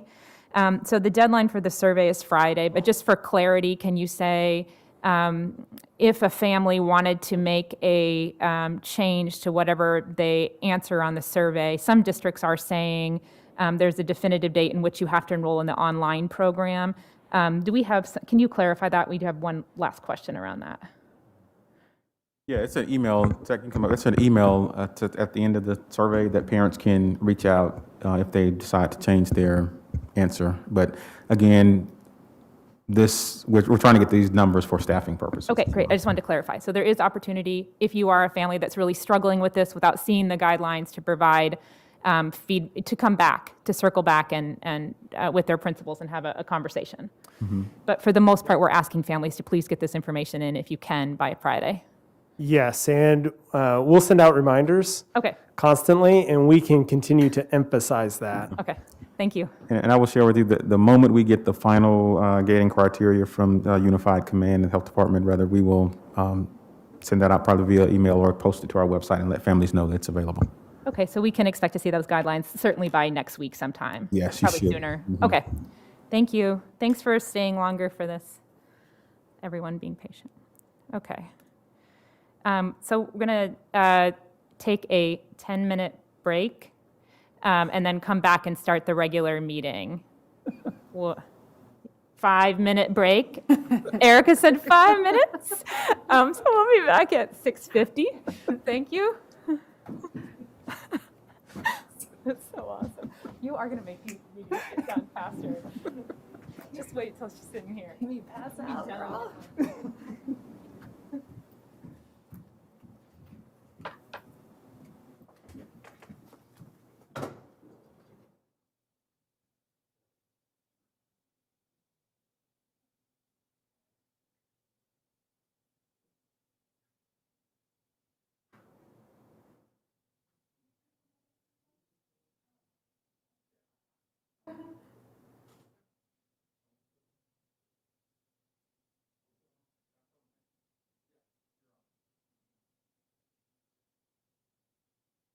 I do want to thank all of our high school administrators for being on with us tonight. We appreciate you. You're more than welcome to hang out with us for the regular board meeting. But if not, you can feel free to log off. Thank you all so much.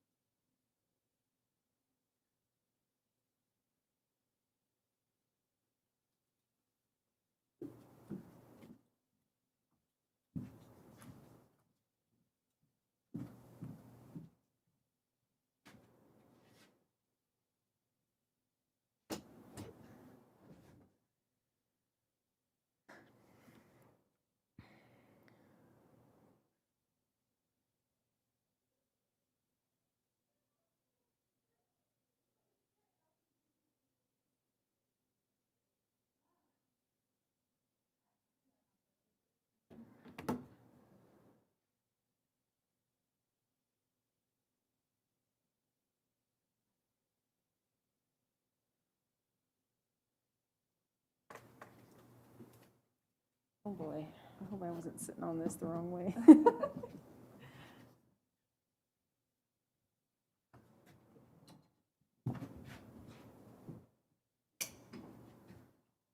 So do you think we will be remote going forward, maybe? What? Do you think we'll be remote going forward? Here, let's talk about it, because it would be easier, I think, for everybody to be on the same format, maybe. Yeah. I mean, I'm not opposed to it. I'm not opposed to it either. How much is on the Patron Commentary today? Because we had the removal, it's very few, comparative.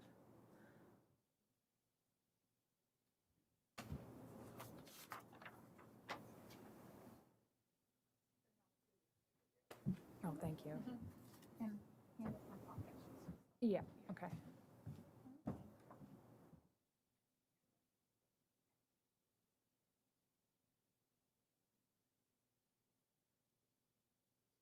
And these are all, they don't fall under a particular item.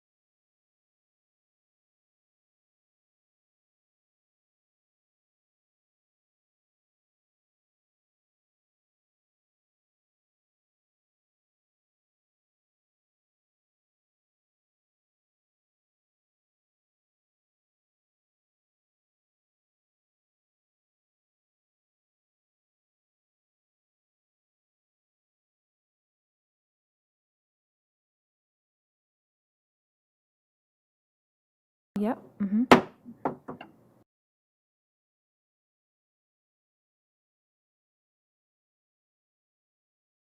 And Before you approve the agenda,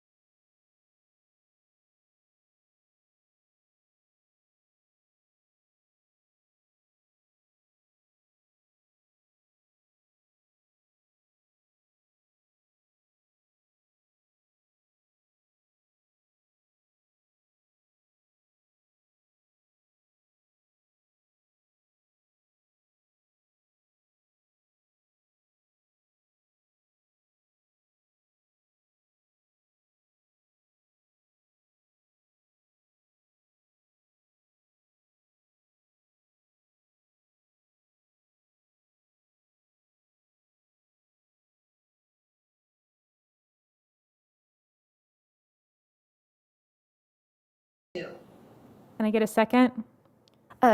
This is Carol. I second. Carol, second. All in favor? Aye. Aye. Aye. Anyone opposed? Okay, motion passes. Kelly, We'll get that right when we get to consent. Yeah, okay. We have a meeting full of slight changes to the agenda here and there, so bear with us. Okay, so we'll move on to special recognition. Yeah. And we do not have, Okay, we don't have any special recognitions this evening. So it's a report of the board president. I just wanted to really briefly say that the board continues to take very seriously every decision that we're making related to how we move forward into the next year. We hear lots of varying opinions about how we should do that from staff and families, and I haven't read very many points that I thought, well, that's terribly wrong. You've brought valid points from all different angles. I've learned a lot about circumstances that Lawrence families are in and our staff have to consider. I've read some of the most impassioned pleas to have our students in person and those that asked for us not to. There really isn't another time that I can think of in the board's history since I've been following it for the last 18 years or so, where I think we've had these types of challenges in front of us. So bear with us as we pivot, is Dr. Stubblefield's favorite word, I think, lately, and try also to adjust as we respond to your feedback and take it all very seriously. So that's all I'm going to say for the comments tonight, just given the time. So I'm going to turn it over to Dr. Lewis. All right.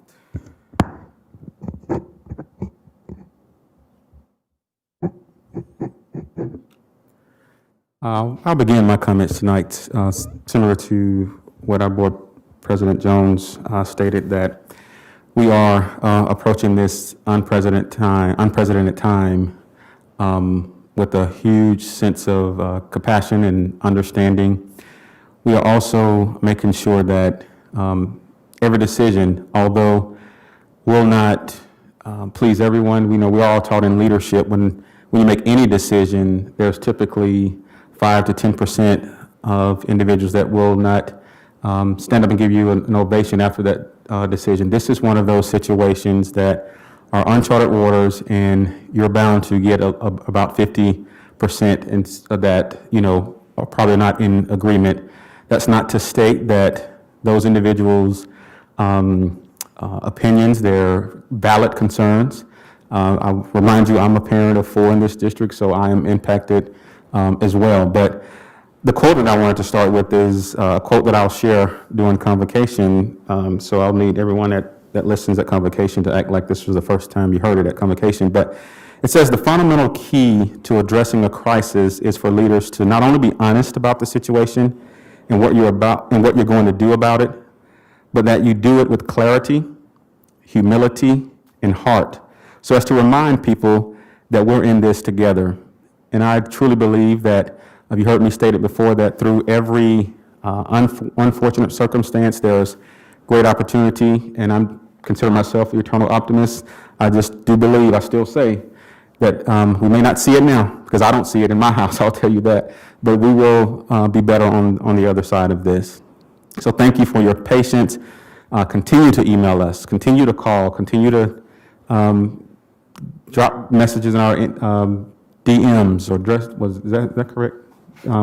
But we want to hear from you because new information comes out, as Julie said, it seems like every hour. We enjoyed working with 81 new teachers last week doing induction. Of this group, 5 are new to the profession, 8 are classified staff transitioning to certified teaching roles, and 5 are teachers returning to us. We have paused our learning virtual school registration to get caught up on the processing of the influx of new enrollment. In addition, we have to make sure that we're evaluating our staffing needs as a result of the increased registration. If space permits, we will reopen registration. While LVS is a good option for some families, it is not the only option for those not wanting to return to the classroom. As you know, distance learning will continue to be an option for our brick and mortar families, even when we are able to shift to a hybrid or in-person model. That distance learning option will still be there. Families receive that enrollment, as you heard earlier, survey on Friday. A Douglas County Commission is set to discuss and determine this week how CARES Act funding will be spent for economic development, health and medical, housing, and human services, as well as educational needs across the community. Lawrence Public Schools submitted a proposal for around $3 million in funding, and we understand that the county staff is recommending around $1 million for our district needs related to COVID. So we are grateful that we had an opportunity to submit proposals to the county. Online benefits enrollment for staff and early retirees continues through Friday. Staff is assisting individuals with benefit enrollment in person and remotely as needed. Staff return either remotely or in person for professional development on Wednesday. One positive result of the later school start time is that we now will use August for staff planning and preparation. I don't think there's ever was a time in the history of schooling, I don't think, that we've had this time with our teachers and staff. We will web stream and record our fall staff convocation on Tuesday, August the 18th. We have heard the Boys and Girls Club has announced its plans to limit enrollment programs starting in September at Courtly, Hillcrest, Sunflower, and the Teen Center at the Lawrence College and Career Center. We will continue to work with the Boys and Girls Clubs in these 4 schools to accommodate the health and safety needs of staff, our community partners, as well as the children that we serve. That's all I have. Thank you, Dr. Lewis. Okay, patron commentary. And we have a few folks here. So I'm going to read the audience participation form to you, or request to you. The USD 497 Board of Education welcomes patron comments and thanks you for taking time to talk to us about the policies and procedures. We set aside this time during our regular meeting to hear from the public. This is your time to share your opinions. However, complaints about specific staff or students will be heard by the board in executive session in order to protect the privacy of the individuals to be discussed. While you're not required to share your contact information, we ask for that information so district staff or board can follow up with any specific concerns you may have. The board president will invite comments on topics not included on the agenda at the beginning of each meeting. Comments relating to agenda items are welcomed after the board has had the opportunity to discuss the topic. So please limit your comments to 5 minutes, and I've asked Elise to help me keep time. So right now, I'd like to welcome Melissa Vineyard, if you're on. Can you hear me? Can you see me? Hear you. Can you see me? We can now. Hey. Yeah, hey. All right, we ready? We're ready. Okay. So it's great to be here with you all this evening. My name is Melissa Vineyard, and I am going to my 4th year as a special education para at Kennedy Elementary. I'm going to read the PAL-CWA reopening request letter and share a bit about my own experience. We're so excited that you all voted to recognize our union, first of all. PAL and CWA, and per Dr. Lewis' request, we're working on how to organize fellow classified staff. After discussions with our membership, many of whom are also parents of young people in our schools, we've developed a plan for reopening safely. With the best interests of our young people, their parents and caregivers, our classified staff, our teachers, and our whole school community in mind. We ask that we do not return to buildings until it's actually safe to do so. Instead, we want to work with you to develop an online learning and family support plan that centers the needs of Black students, our Indigenous students, our students of color, our working class, our poor students, our LGBTQIA students, and our students with disabilities and exceptionalities. This plan should include modified / curbside meal service and other social services like mental health teams typically provided during the school year. As paras and instructional staff, we know our insights and experience are crucial in determining what will actually work in the day-to-day for our students. We ask that with the delay of school until after Labor Day, paraeducators and all classified staff be paid full-time on the regular schedule, beginning no later than August 18th, that our benefits continue. We ask that all policies related to the start dates and professional development be district-wide, as there have been some confusion and inequity between staff at different buildings. We ask that you work directly with parents and caregivers, especially parents and caregivers who are poor and working class, to reimagine the daily log process to make it easier on all of our parents and young people to learn and thrive during this time. We ask that all paras and instructional staff be allowed to participate remotely in professional development before the official start of school for our young people and during the 6 weeks of online learning in regular building-wide meetings and professional development. We ask there be 2 pools of sick leave, one for COVID-19 related absences up to 21 days, and one for regular sick leave that we accrue during the school year as per usual. We ask that our high-risk classified staff or classified staff of high-risk household or family members as defined by CDC be allowed the opportunity to work remotely, even if that means a change in their job duties. We ask that all paras and instructional staff are paid at our instructional duty rate for all hours worked. This is currently not the case in some buildings. We are paid at a lower rate during lunch or other non-instructional time. Once we return to buildings, we ask that we receive hazard pay for any COVID-19 related tasks like temperature taking, cleaning, sanitizing. We ask no facial recognition technology be used in our schools, even for temperature taking or health monitoring, because of the risk it poses, particularly for undocumented students, BIPOCO students, victims of interpersonal violence, and for the privacy of our students and our families. And finally, we ask that our whole school community come together to fight for the full federal funding for public education and to reimagine our schools using the practices and principles of transformative justice, anti-racism, and disability justice. Students look up to us.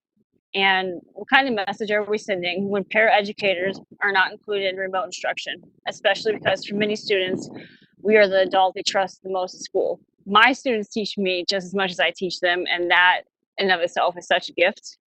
And I'm asking you from the bottom of my heart not to take that from me or from them. Thank you so much for your time and all the work you do for our school and our families. I know you're doing your best, and thank you for listening.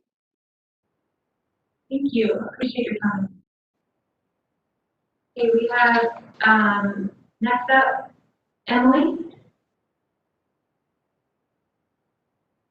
Are you here, Emily? Can you hear me? I hear you. All right, sorry. All right, good evening. My name is Emily Bodeker. My pronouns are she's, hers. I'm a teacher at the Pinckney and Woodlawn Elementary Schools. I'm also a parent of a soon-to-be 4th grader at Sunset Hill. I share this so that you understand that I typically get communication from 3 school principals throughout the school year, as well as from district administration as an employee of the district. Now, knowing this, I come before you today with one simple ask, and that is to improve district communication to both teachers and parents. I'd like to start my commentary by saying that this isn't the first time I've asked the district for this. Every survey I've filled out in the past 4 years, whether district or on the building level, has said that this is an area we need to be working on. On Thursday the 6th at 6 p.m., I received an email from the district that said teachers were to return to the buildings during remote learning. This was the first I had heard that this was even a possibility. I was to inform my supervisor if I had any barriers returning to work. Immediately, I thought, well, okay, my barrier's childcare. I have a school-age child. But surely they meant health concerns, more pressing reasons for not working in the building. This email sent myself and other certified staff into a tailspin Thursday, as evidenced by the hundreds of text messages I received. It was not until my union reached out to Dr. Stubblefield that certified staff received clarification on the first bullet point on the return to work email. My question is, why couldn't that clarification have been included in the first place? Why the need for the extra stress and anxiety? Surely the district had considered that many teachers also have school-age children. The communication wasn't effective. It wasn't clear. And the communication following that snafu, including the staff childcare survey, felt honestly kind of like an afterthought. Now, I feel fortunate that my supervisors are able to let me teach from home. I just wish we could have been clear in the communication, especially in this stressful time. On this note, I've gleaned the most information this summer from my union representatives, and while I'm happy to have such a strong union advocating for me, I can only feel that it is a little ridiculous that my boss or my employers have not provided much information at all. So I'd like at this point to say thank you, LEA, for being tireless advocates for all of us. As stated earlier, I mentioned that I'm the parent of a school-age student. Like many parents in our district, I was waiting to see what type of plan our schools would be implementing before I made any decisions regarding my daughter's education. What we received on August 7th was a very general overview. I read it once, I read it again, I read it one more time just to make sure I wasn't missing anything. And then I started looking at it through the lens of maybe a parent who struggles to read, or maybe English isn't their first language, or a parent who is tired and working multiple jobs, a parent who doesn't have reliable internet, a parent who has multiple children, maybe some with IEPs at home. I was very troubled. The verbose document that was sent out actually doesn't give much information to parents. I echo everything that Shannon said earlier tonight in comments about how the communication was kind of inequitable. Now, I'll be working from home, teaching online most of the day because I'm the music teacher, and I know that my daughter will be expected to get online 5 times a day for spurts of 15 minutes for face-to-face instruction. I know I'll have to log minutes for the state. My concern is how this plan negatively affects those students of working parents, which now includes me. We haven't taught our younger students how to adhere to this type of schedule. And I personally haven't been told to create online-only resources for students to access in their own time. Will attendance be something we're taking into account while assessing students during remote teaching? Are we offering families any type of flexibility in their child's schooling? What's the realistic expectation of my child attending class meetings during the day? What does a sample schedule look like? Nothing is clear. And in short, parents need answers. To this note, I wish I would have known that hybrid model survey was actually a means for enrollment. I learned that tonight at the board meeting. Again, the communication was not clear. Teachers need answers, and those of us who happen to be both a teacher and a parent shouldn't have to choose between these two roles. In the ever-changing landscape of education in a COVID world, I understand the need to not release information until you know it is pertinent. But we've had weeks where we knew online was a possibility. Surely during a COVID committee meeting, the expectations were discussed. By giving parents information with time to make decisions, not only would anxiety hopefully be reduced, but you would be sending the message that you respect parents and the hard decisions they are having to make, that we are all in this together. As you know, teachers are assessed by the Danielson evaluation model. We have to submit artifacts to support our effectiveness as an educator. One of the artifacts I've submitted in the past are examples of parent communications. If you are being evaluated on the communication you have been sending out to your parents and your teachers, what would your category be? Unsatisfactory? Basic? Proficient? Distinguished? I would assume, based on all of the things I'm hearing tonight, that maybe not distinguished would be the category we are in for communication. I only ask that you strive to be as communicative as you expect your teachers to be. Thank you for your time and work during this unconventional start of the school year. Thank you for the feedback, Emily. We're going to make space now for Dr. Pittman.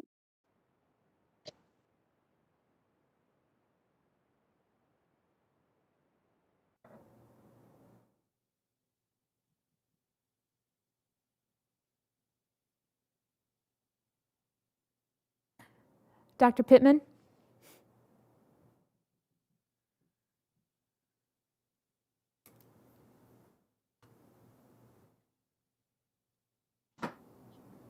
There we go. Am I here?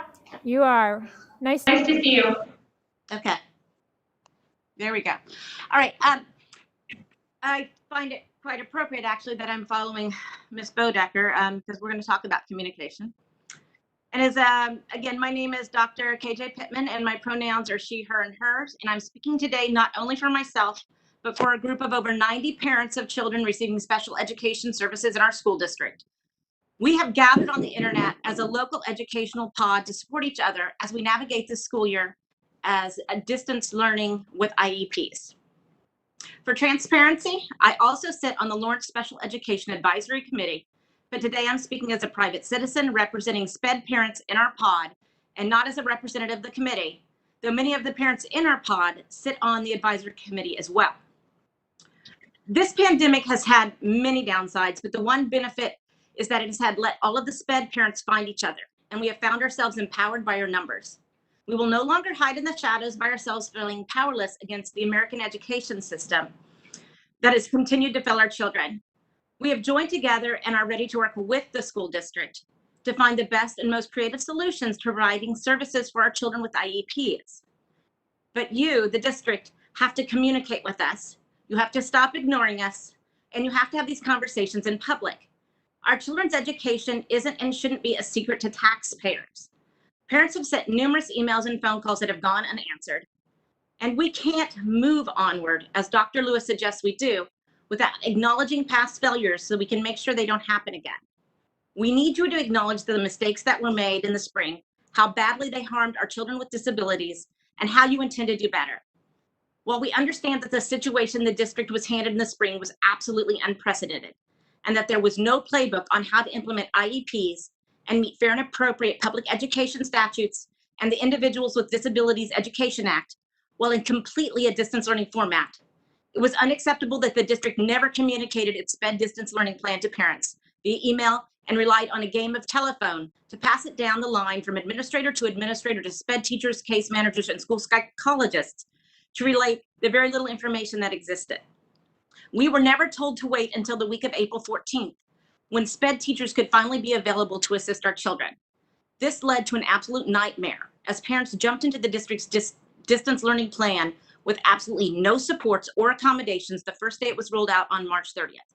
These 2 weeks absolutely crushed the self-esteem of SPED kids and frustrated some SPED parents so badly that they abandoned the district's platform completely. The district should have reached out to us as a group via email with this plan. While each student has individualized needs, the district had a process on how SPED teachers and case managers were to interact with SPED students. It should have not been a secret from parents. You failed our students in the spring, and we all told you this on our parent surveys. We expected better this fall. We hoped you were listening, but here we are finding ourselves struggling with numerous concerns, which time doesn't allow me to list. They will be mailed to you.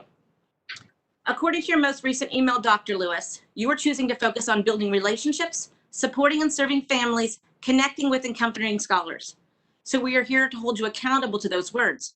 There's been no communication, connection, or comforting of our community. We have received one single paragraph as to what special education will look like in the fall. One paragraph. And it answers not a single question, nor does it bring us any comfort. We want communication from the district administration regarding special education, and not only on an individual basis. I'm here today because SPED parents want to work with you, though, not against you. We don't want the district bogged down in due process claims and spending money on lawsuits. We want those resources to go to our children on September 8th. We ask you to start communicating with SPED families via email this week.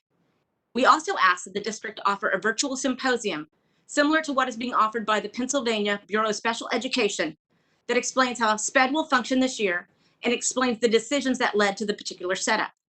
The symposium in Pennsylvania is also offering parents and SPED teachers and staff the opportunity to submit their questions and concerns to be addressed during the forum.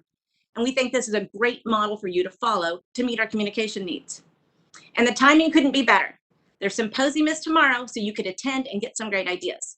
I'll be sending the link via email to all school board members, Dr. Lewis, and the SPED administration team. We SPED parents know that it's extremely challenging to meet the IEP expectations during 100% distance learning, and we don't expect you to perform magic. We know there's been little federal and state guidance on how to meet IEP goals and provide accommodations. There will be limitations to what can and can't be offered. We get that.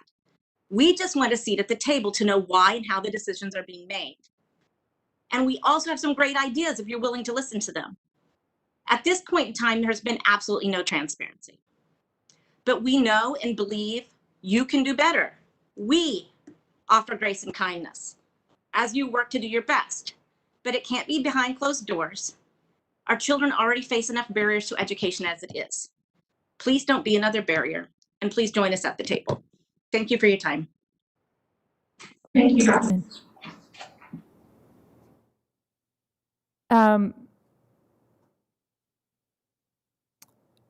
I'm going to circle back to that commentary from Dr. Pittman. I just want you to know we heard you, and we're going to come back to it. So I'm going to move on in the agenda, but I'll have a follow-up question related to your commentary. So board, I think that's it. Board commentary? I can go. Okay. This is Erica. So I've had several conversations and meetings with community members following our last board meeting discussing current issues. I've also previously reported that I serve as an equity impact advisor for the Douglas County COVID-19 recovery team for the education function, and I've attended several of these meetings within the last couple of weeks. A couple of weeks ago, Dina Johnston Executive Director of the Lawrence Schools Foundation, Rebecca Smith, LMH Health Executive Director and VP of Strategic Communications. Dr. Lewis and I met to see if there was an opportunity to collaborate to reopen schools safely. And so I'm happy to announce that the Lawrence Schools Foundation is teaming up with LMH Health to ask the public to help in providing mask and sanitation supplies for the district students so they can return safely. And more information will come from the hosting organizations. On August the 3rd, I attended a Kansas Leadership Center leadership class on managing self, which I found incredibly beneficial given the current time that we're in. That was great with navigating school reopening. And on July 31st, I had the honor of participating in the graduation of our LMH Health Leadership Academy Executive Scholars. 2 were from Free State graduates from this year, and then 2 are going into their senior year. Thank you. Do other board members have commentary? Go ahead, Shannon. No, I'll go after you. Oh, okay, great. Wanted to say a quick thank you again to all the community members who've contacted me since our July 27th meeting. Like Erica, I've had conversations with a number of people and received lots of emails. Please be assured that I've read every one of your emails and I'm working to respond to them as I can. I will get you a response. I wanted to share with the board a couple of things I've been involved in. On July 29th, I spoke to the Lawrence Central Rotary meeting to give them an update on our back to school plans and also recent actions at that point in time by the State Board of Education. And I want to thank the members of the Lawrence Central Rotary for that invitation to share what our district is doing with your membership. That same day, I attended my first meeting as a new director on the National School Board Action Center Board of Directors.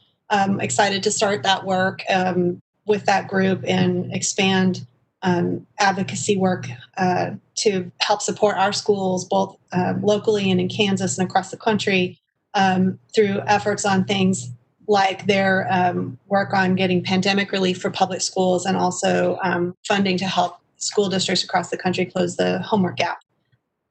Last Monday, we had a board policy meeting. We discussed the proposed policy for first read that's on our agenda tonight regarding site councils, and we also had an extensive discussion on the mandated Title IX updates that are on our regular agenda this evening, so we'll hear more about that shortly.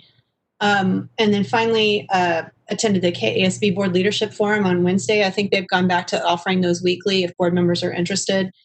This one, we heard an update from Ashley Goss, who is at the Kansas, at KSDE, or no, she's at KDHE, I'm sorry, and she was giving some guidance to school board members on how to use and access the KDHE data to help us with our back to school planning. So, and then we also had a facilities committee meeting, GR, and I did on Thursday, but I'm going to leave that to GR to address. Thank you very much. Thank you, Shannon. Melissa? Hi, yes. I am going to speak as a board member and parent and teacher as well. I know last board meeting, we knew that the governor's executive order was not affirmed by the Kansas Department of Education. And per our agenda, it was originally set for us to continue to go ahead and start, if I'm not mistaken, I'm trying to review, to look at starting school nonetheless after Labor Day. And the original proposal was the hybrid. We as a board, because of the emails and concerns of staff, decided we made the call to do the 6 weeks of distance learning. Now, with that said, it's been, about a week and a half to make this transition. And one of the reasons why Dr. Lewis and the district leaders originally went to the hybrid model, correct me if I'm wrong, was because of the consultation with the health department and the unified, I can't think of the words, the team. So based on the data that they had, right, wrong, or indifferent, that change was just made. And not to mention the Together Again task force have been in the works of making a plan. So I say that to say, as a parent looking in, as much as nerve-wracking as it can be, I have a child who's neurodivergent, and as much as I thought that they would do well on virtual learning, I have those concerns, but I also know that, and I'm not saying it because I'm a board member, the district, we are making the best decisions that we can at the time. So to say that there's not transparency as far as the goals or the plan to do the online learning, I feel like that's unfortunate, because basically I feel like we as a district we as a board just turned the whole plan that they originally had around, which brings me to that point of the conversation that we had earlier about the Together Again, and having that question that goes out about the hybrid model, so that even if that's not the route that we take, at least they are prepared to do that. So as much as those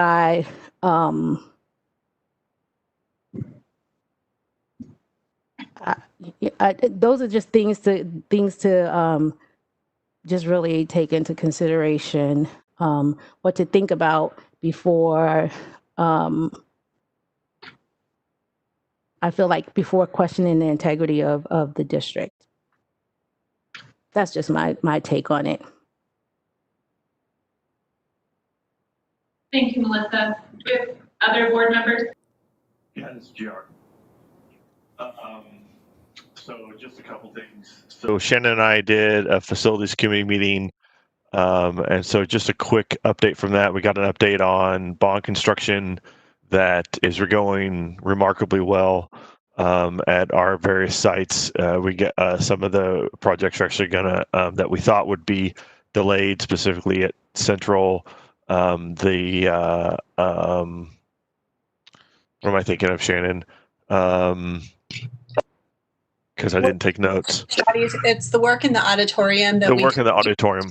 The materials for were going to be back ordered, and now they're actually going to arrive more close on time to than what we expected.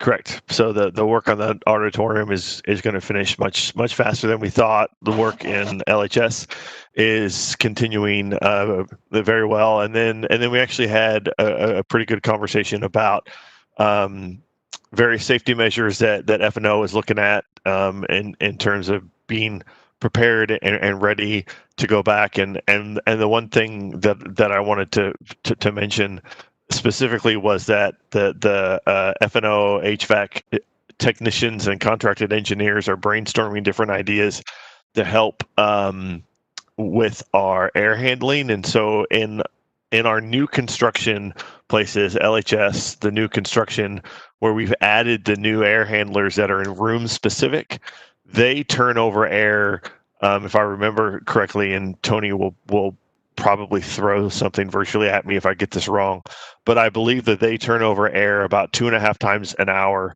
and they're about 90% outside air.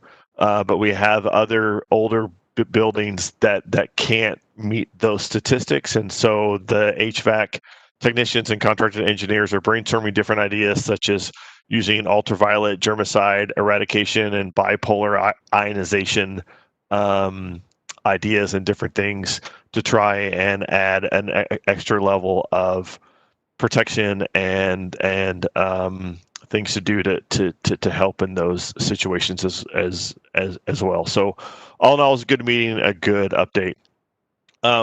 Couple of other things I wanted to say. I wanted to thank Emily Bodecker for her comments on communication. I have to admit that when I got elected to the board, one of the things that I had heard from people was that the communication between the district and staff was really bad. and I didn't really believe it. I just thought it was hyperbole, because there tends to be a lot of hyperbole sometimes when you have two different groups trying to communicate. And I have to admit that this week I was incredibly frustrated with communication and fully understand how staff feels, because I felt like as a board member this week specifically, I was broadsided more than once by communication that went out to staff, that then staff reacted by coming to me as a board member to find out why a decision was being made or to get my opinion on a decision that I had no idea what they were talking about. And I had to tell them as much, which in the most simplistic way makes me look incompetent, which is not a position I choose to take on purpose. It happens a lot, but I usually don't like it or do it on purpose. And so it was a really frustrating place to be. And so I can appreciate the need to continue to work on better communication from the district level. And there was one other thing that I was going to say, and now I can't remember what it is, but if I think of it, I'll come back. Oh, now I remember. I was also going to share and thank all the emails and the comments that we've gotten. I have also read them all. I do appreciate them. Kind of along the lines of what Melissa said. The one thing that I will say, for those members of the public who are frustrated and upset based on our decision for 6 weeks of virtual, coming from this standpoint of you want the option to send your child to school because if you feel it's safe for your kid, then you want that option to send your kid. The only thing that I would say to you is please remember that your child or students are not the only people in the buildings. We also have staff in the buildings, and we have to take them into account. We don't just take students into account. And so when we get accused, or I personally get accused of not using data to make a decision, or not understanding data, or not, in one case, not knowing how to read a medical journal, which was kind of ironic. My only answer is, just because we use different data than what you feel was significant, we still use data. We used our staff survey, and we use parent surveys, and we use data to make our decision. So just understand that we, as Melissa said, we made the best decision that we felt that we could for all of the stakeholders that we represent. Thank you, Gio. Other commentary? I do. I'll make mine quick. Thank you, GR, for that. I appreciate that. I would like to thank Melissa Vineyard and Dr. Pittman for bringing their concerns to us. I'm also interested in your solutions about the communication issues, and I am anxious to hear your solutions about what that would look like. I think Dr. Pittman had brought that up. So I hope to hear from you soon again, if not have a conversation with the both of you. Also, as a, I guess, part of the board, I joined the National Mentor Partnership, Affiliate Leaders of Color. And so that work is focused around youth mentoring across the U.S. So this last week on August 5th, I joined the Mentor Leaders of Color on panel discussion about the work we're doing around racial equity. I gave credit to the work that started before my time, but it was worth sharing how our district is showing up for our students, families, and staff. So that was work that is just beginning to start with our national mentoring partnerships at KSDE and the Kansas Volunteer Commission. Thank you, Paula. I'm sorry, President Jones. What did everybody get a chance that one? I didn't mean for it to sound like that, right? Did everyone get a chance to speak? I think one more. Carol, do you? Well, I was just going to share that I spent the past 2 weeks going to the 2020 Douglas County Behavioral Health Prevention Summit. It was held virtually every day at noon, so I took part in that. And I also was able to get into the Kansas Association School Board conference. It was an all-day conference last Thursday over Title IX. So that was it was really informational for me. I learned a lot. And let's see. And then last week, Dr. Lewis, along with several members of the school district, attended the Restorative Justice Summit. And that's it. Okay, a lot of good work. Past President Johnson, do you have something?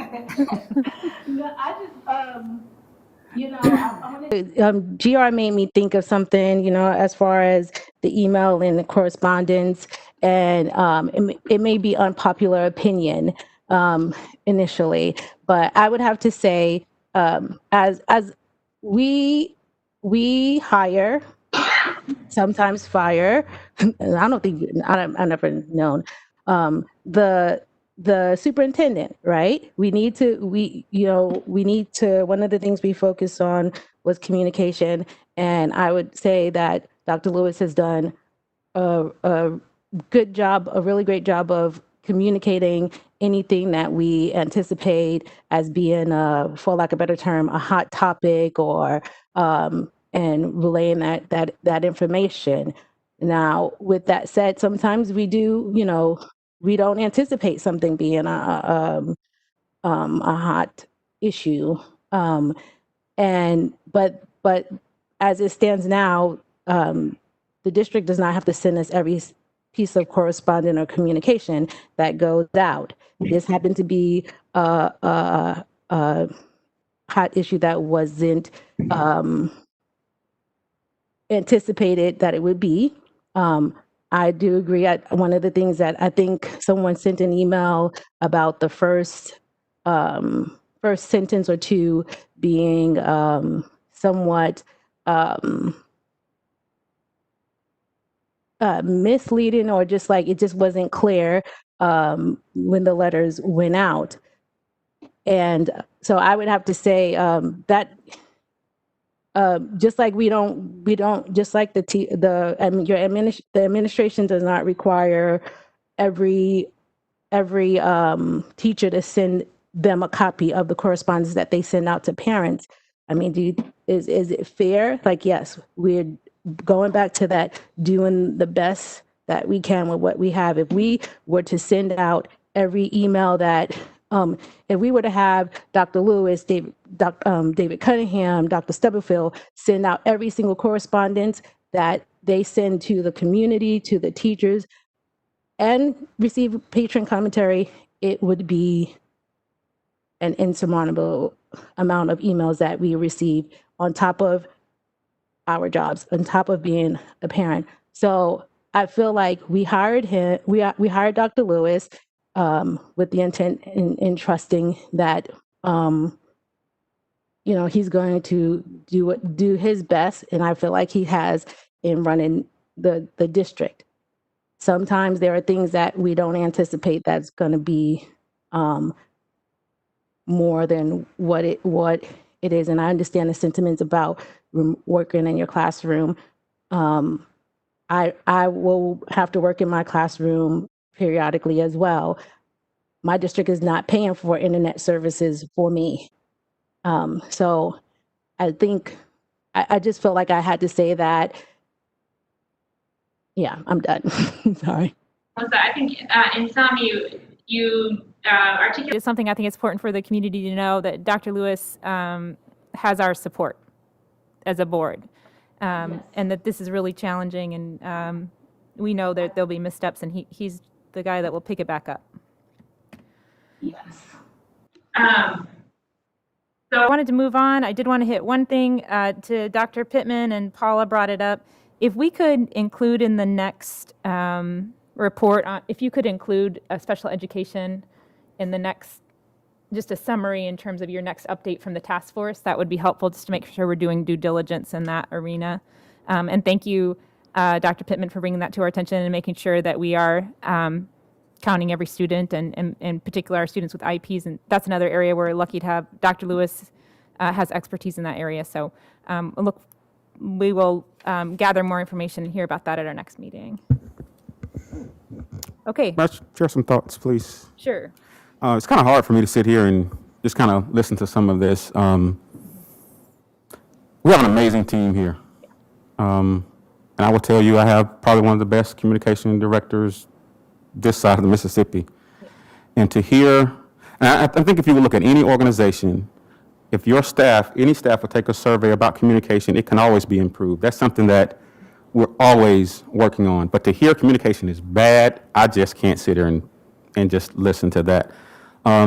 With regard to the email last week, email went out, teachers are to report to their buildings. If there are barriers, consult with your building administrators.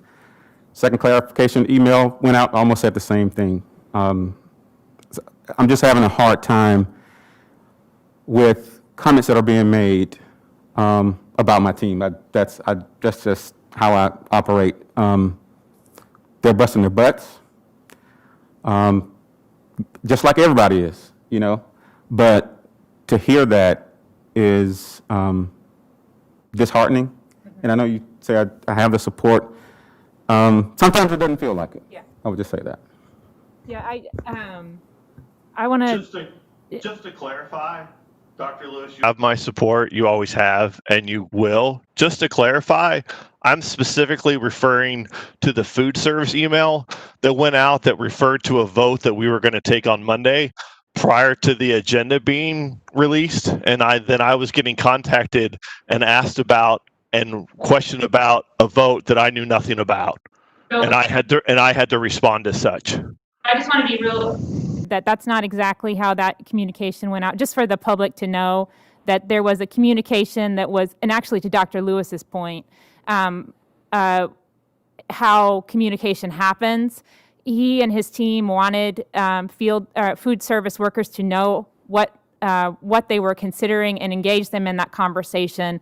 Paula had conversation with her managers, and then we did hear it after that. And I'm actually, as a board member, okay with that. Because the first people that they went to were the food service workers. And I also want to say the other thing I have had a window to is when the email went out and the reaction was not, we got feedback that the email was not strong related to the communication to staff. I had an email exchange with Julie Boyle, and she was in her office here, and it was dark, immediately trying to address any concerns. So I don't know when she got here, but I'm guessing it was real early in the morning. So one thing that I've always said on this, sitting on this board, is that communications need more staff. They're doing excellent work, and they could use more staff. So we have an administration that runs very thin, that does really fine work. And I hear your feedback, Dr. Lewis, and we can do better as a board, too, to support administrators. So I recognize, and I have a little different kind of lens because I'm on the executive team. So Eric and I have got to see a few extra pieces in our role, and I'm seeing people put in more hours than make sense for a human being just to response to the pandemic. So let's all stay together and stay the course of doing the right thing for the kids, doing the right things for our teachers, and we'll get through this and find the space to have these conversations in a way that preserves and elevates our district. Okay. Is that all right? Mm-hmm. Okay. Everybody ready to go on, GR? All right. Okay. All right.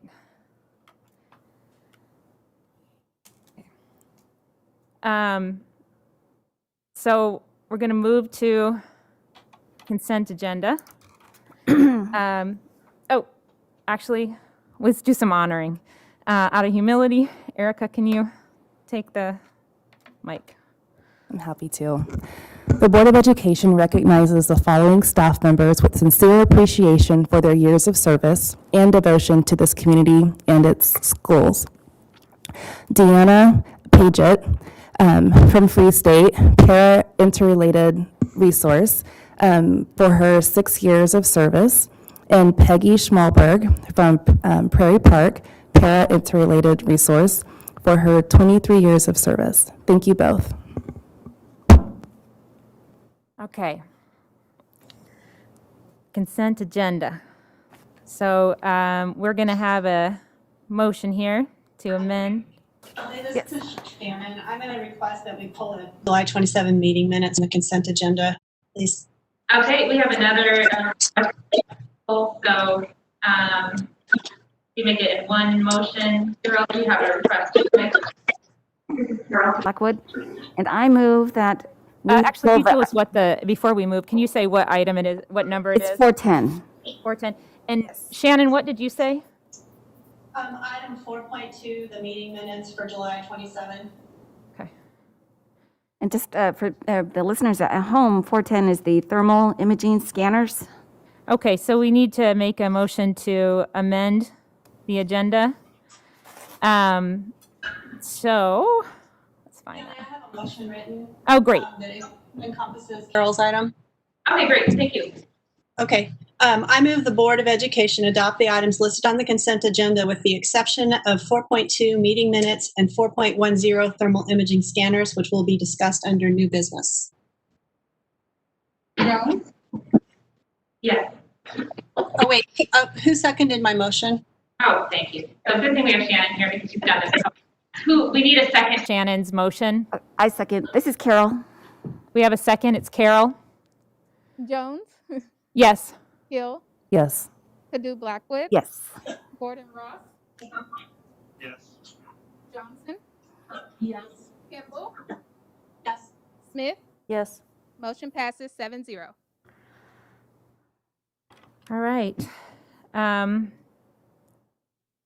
Now we need a motion to approve the consent. No, we have that, right? Everything. We just move on. Okay. Okay. All right. So we'll move on to do we move on at least to the budget? Yeah. Okay. To the budget approval. And with that.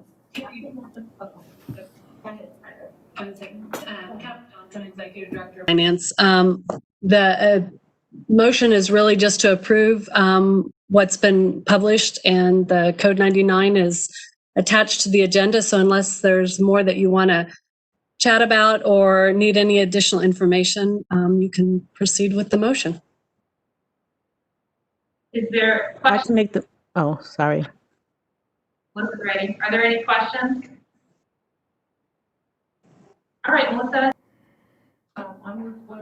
Approve the 2020-2021 budget and mill levy for USD 497 as noted on the State of Kansas Budget Form Code 99. Do we have a second? This is Carol.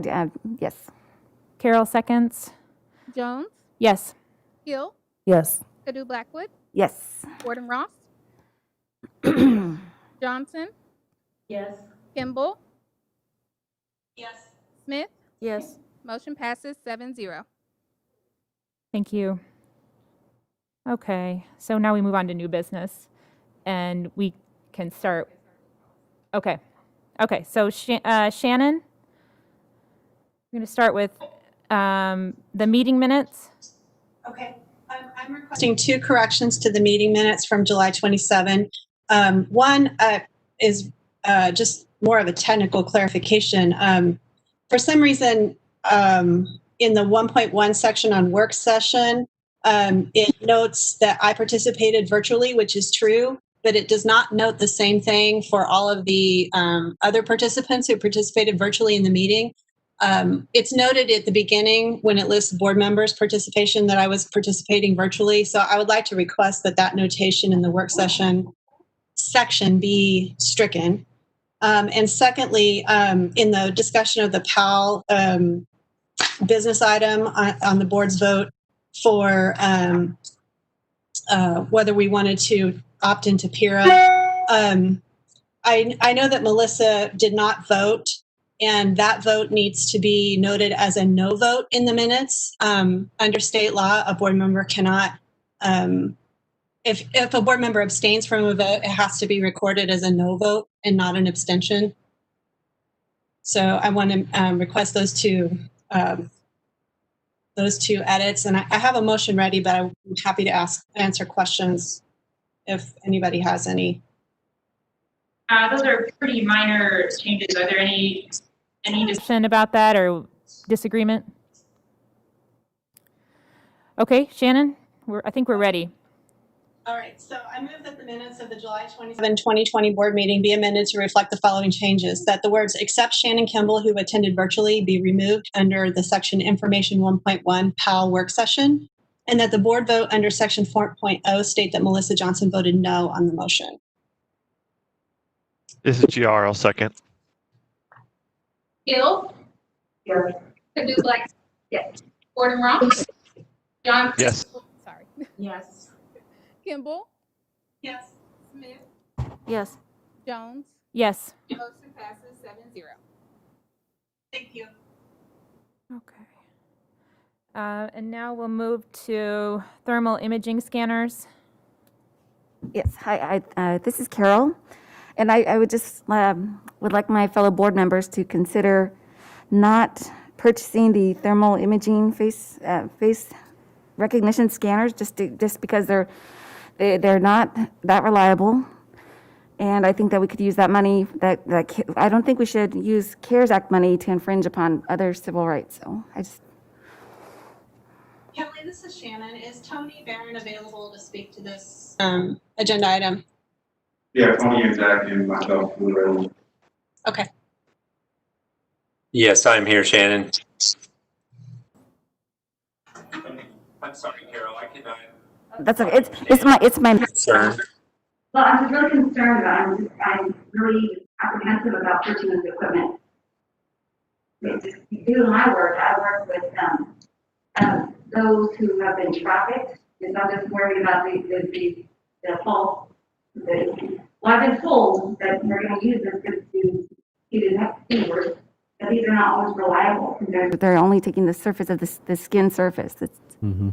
Yeah, I would, I'll start and Zach and Tony can join in. I would agree with you. I wouldn't bring it to the board if we were doing that. Yeah. We're not doing that. We're not collecting any data, temperature or facial recognition. That was a concern that I know I had, and Tony and Zach have been working with a group out of Topeka. Yeah. So they had some demos here. Same time, I didn't know that they were working on it. I was having some conversations with another district that had already purchased them. And so Tony, myself, and Zach drove over to the district to see it in action and had those same conversations about how they're using the devices. We had no intent and still have no intent of storing any data whatsoever on the data. It's a similar conversation we had with Hall Pass. We know how the board feels about that, and we would not put our staff, families, or students in harm's way of collecting data. And the district we visited had probably maybe 30 or 40% of their student population are Native American, not Native Americans, New Americans, I would say. Hey, this is Shannon. We did talk about this item briefly at our facilities meeting.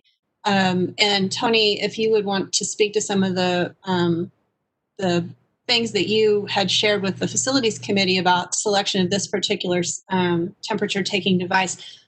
First of all, I would not be supportive of this if we were planning to use the facial recognition software capabilities. So I just want to state that up front. And that was the discussion we had at the facilities committee meeting. But it's my understanding that the part of the reason for choosing this equipment is that it's freestanding. And so it allows us to have less need to pay staff to stand there with thermometers and take temperatures. And that seemed to be a good solution to the need that we are going to have to take temperatures for all staff and students at all of our buildings when they return. Tony, were there other items that this particular setup provided that I missed? Shannon, that's a good summary. One of the things we liked about it was a standalone device, and we had it demoed at one of our our district admin meetings. We got response from some of the principals who said they liked the way you walk up to it, and it kind of shows an outline that you stick your forehead on, and it does read your temperature. It also will recognize whether the individual has a mask on or not and ask you to put your mask on. The other thing that was nice is it's mobile. As Shannon said, it is on a stand. You can get it on a table stand or probably I think it's about a 42-inch stand. For other events, for instance, if you had them in the buildings, I'm going to take the high schools, for example, coming into the space to just for school at 8 o'clock in the morning. You could also take that same device for outside events if you're coming in for a basketball game or a football game, and move that device out to the field to also take temps as we have outside activities if we get to that phase where we are accepting outside activities. If it does have the facial recognition capabilities, and in order to do that, it would take quite a setup to download pictures and other things and get them in the system. And as Dr. Lewis had said, at this time, we have no intent of doing that. It sure felt like a very usable tool for us to get kids in the building in a fairly quick manner. We're estimating that we could probably get approximately 15 kids per minute through the door with this particular system.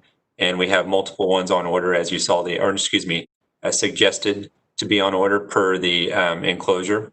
So based on what we have other options as far as other tools, this felt like the best tool we could utilize for minimal manpower to watch the doors and be in close contact with students as they come in the door. Thank you, Tony. Carol, would it allay your concerns if we added a provision to the board motion to say that we would not be allowed to use any of the facial recognition capabilities without future board approval? I would appreciate that because point that at this time. I mean, that kind of jars in my mind. So the issue is around the facial recognition piece, and Shannon has proposed a language that would allow you all to purchase it and use it in the way that you were going to use it, really, and just add some parameters. Do we see any issues with that? No, I don't. And this may be a topic of future discussion. You know, as we are looking to do school differently and as new technologies are coming out, it may be beneficial for the board to put a policy in place that would preclude us from collecting any type of any data like that on anything, you know, whether it's the hall pass, this temperature, or maybe something else that comes out next year. Yeah. So if that policy is in place already, we cannot obviously violate that policy. Yeah, and I actually like that approach. I read a little bit about it when it was raised as an issue. We've gotten emails about it and read a little bit about it, and I do think that addresses some of the issues and allows for the district to have the facilitation of making sure that we're getting enough temperatures taken at the same time. We can take it up in policy to get that. We can definitely add that to our agenda within the policy committee. I'm looking at Paula, but Shannon, is that agreeable to you as well? Oh, yes, I think that would be a great discussion, and it fits very well with our ongoing work on our equity policy. I think that's an important component to think about as we're working on that policy and other policies related to it. Okay, so we could look at making that we've included information for folks at home for whom I know this is an important issue, that we're limiting the scope of which the technology can be used. And Dr. Lewis had already done the work around how the data would be collected. So it sounds like we're in an okay space. So we need another amended motion. Shannon, do you have another one? Okay. Are you ready for this one? I can do for you if you'd like me to try and see if it captures everybody's considerations. So I move the Board of Education approve the purchase of district-wide thermal imaging and face recognition scanners from SciTech in the amount of $159,100 to be paid from the CARES Act fund, with the proviso that the board directs district staff not to use the facial recognition capabilities of these devices without future board approval.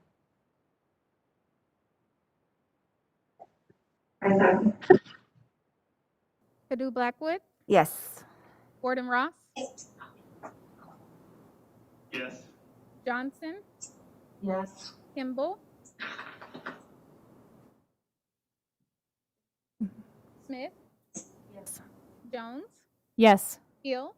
Yes. Motion passes 7-0.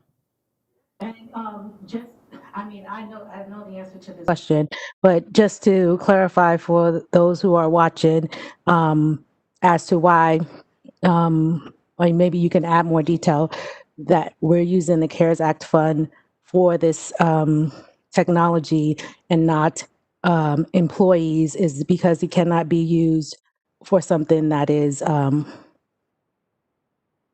what is it? Cyclical, right? Correct? It has to be used for one time. Yeah, the CARES Act. So Melissa's making the point to make sure that folks at home know that the CARES Act is for one-time expenditures. You can't use it for ongoing expenses. Is that right, Melissa? That's correct. All right. Okay. All right. So we have, I think, are we ready for a motion to? Board policies. Oh, yeah. I guess I'm eager to wrap this one up. So let's move to 6.1, which is the adoption of the new board policies pertaining to Title IX. And I've asked Shannon to help us discuss that, and I think that Dave Cunningham is here to join us as well. I think I see you down there, Dave. Are you here? I am here, yes. All right. So the board policy committee decided to make sure that this wasn't on consent for a couple of reasons, and I'm going to let Shannon and Dave provide some feedback or context. Shannon, would you like to go first? Why don't you go first, Dave, if you're ready, and then I'll fill in. Okay. We have the Department of Education, U.S. Department of Education has passed and implemented a number of regulations related to procedures for reviewing, investigating, and deciding sexual harassment cases.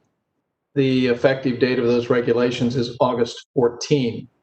So as we've been looking at those a little bit, all of a sudden, I began to fully understand the import of this particular policy, and realized that we really did not have a lot of flexibility in how we address those regulations. So policy committee has taken a look at the KASB recommended policies for implementing these federal regulations effective August 14th. And we brought them to the board a little bit out of sequence. Normally, we would bring a policy adoption for review and then have 2 weeks and bring it back in final form. Given the time frame and the need to have this in place prior to August 14th, we're asking that the board suspend the review provision and go straight to adoption of this board policy to meet the regulation requirements. We can still go back and look at this policy and make sure that it doesn't conflict or do something that we would not want to have happen with respect to invalidating any of our other policies.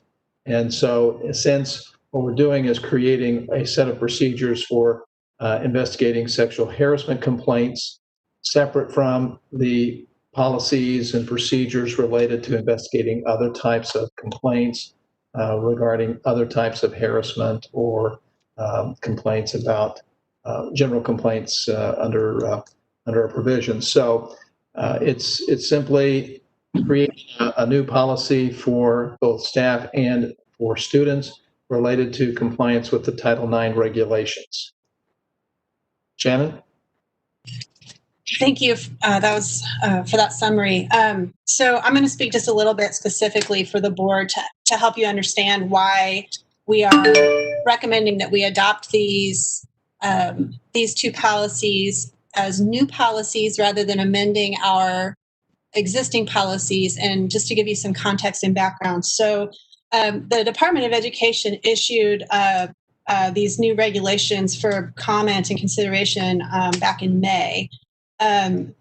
They've been very controversial because what they do are make really sweeping changes actually to how districts and school districts and colleges and universities are required to address and process complaints of sexual harassment under Title IX. The new guidance has the as Dave said, the comment period has been closed. The guidance has now been officially issued. The implementation date is August 14th. And so we really haven't had a lot of time with the draft policies that are required to implement these new regulations to really get a good understanding of how much they might impact our existing policy structure. These regulations, as I said, they're quite controversial because of the substantial changes that they make to Title IX compliance. They affect all kinds of areas, including notice of sexual harassment requirements. They change the definition of sexual harassment as it applies to K through 12 students in universities. They require that a formal complaint must be filed rather than in the past we would be able to investigate claims of sexual harassment without the filing of a formal complaint. There's a very structured and scripted set of responses that we have to make in terms of the investigation, hearing panels, resolution, appeals, and timelines. These regulations have now been challenged in court. As of mid-July, there are at least 4 separate lawsuits that have been filed against the Department of Education regarding these new regulations, questioning both the merits of the regulations and also the procedural aspects of adoption and asking to block their implementation. So on the policy committee, we feel like there is some question as to whether these regulations and the policies that we're being required to adopt under them will be longstanding. So there's a lawsuit that's been filed by 18 attorney generals that are asking these to be overturned. There's also a lawsuit by the ACLU claiming that these new regulations violate the constitutional rights of survivors of sexual assault and also impinge upon constitutional principles around gender equity. There's a lawsuit that's been filed by the National Women's Law Center and other advocacy groups also on behalf of sexual assault victims. And there's another lawsuit that's been filed by the ACLU. So all of these lawsuits are asking for injunctive relief against the implementation of these regulations. Those lawsuits, that injunctive relief has not yet been granted, even though we are almost up against the implementation date. So all of that to say that the reason that the policy committee is recommending this unusual approach to these has to do with all of that background. There's uncertainty as to whether these new regulations will stand. It's unclear that the new regulations provide adequate protection for students and staff. So our committee wants more time to evaluate the procedures that are in them and identify whether there are any areas where we may have discretion as a district to implement further protections. We have to approve these by August 14th because of the federal funding implications that not approving them would have.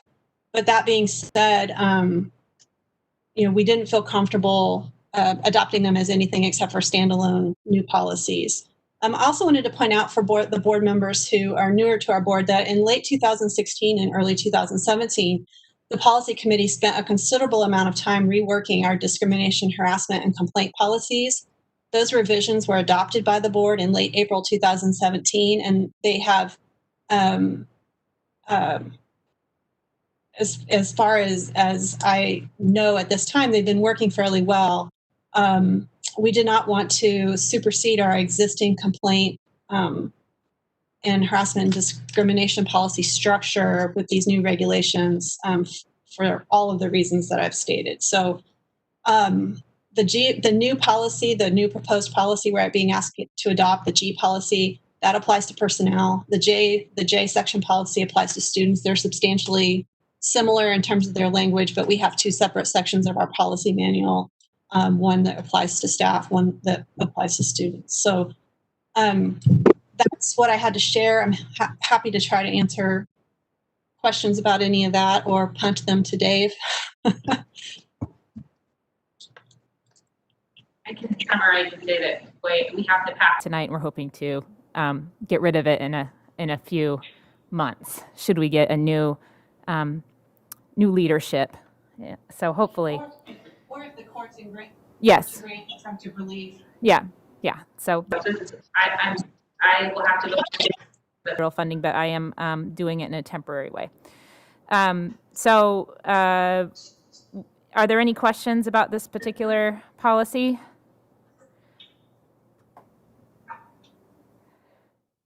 Okay, we need a motion.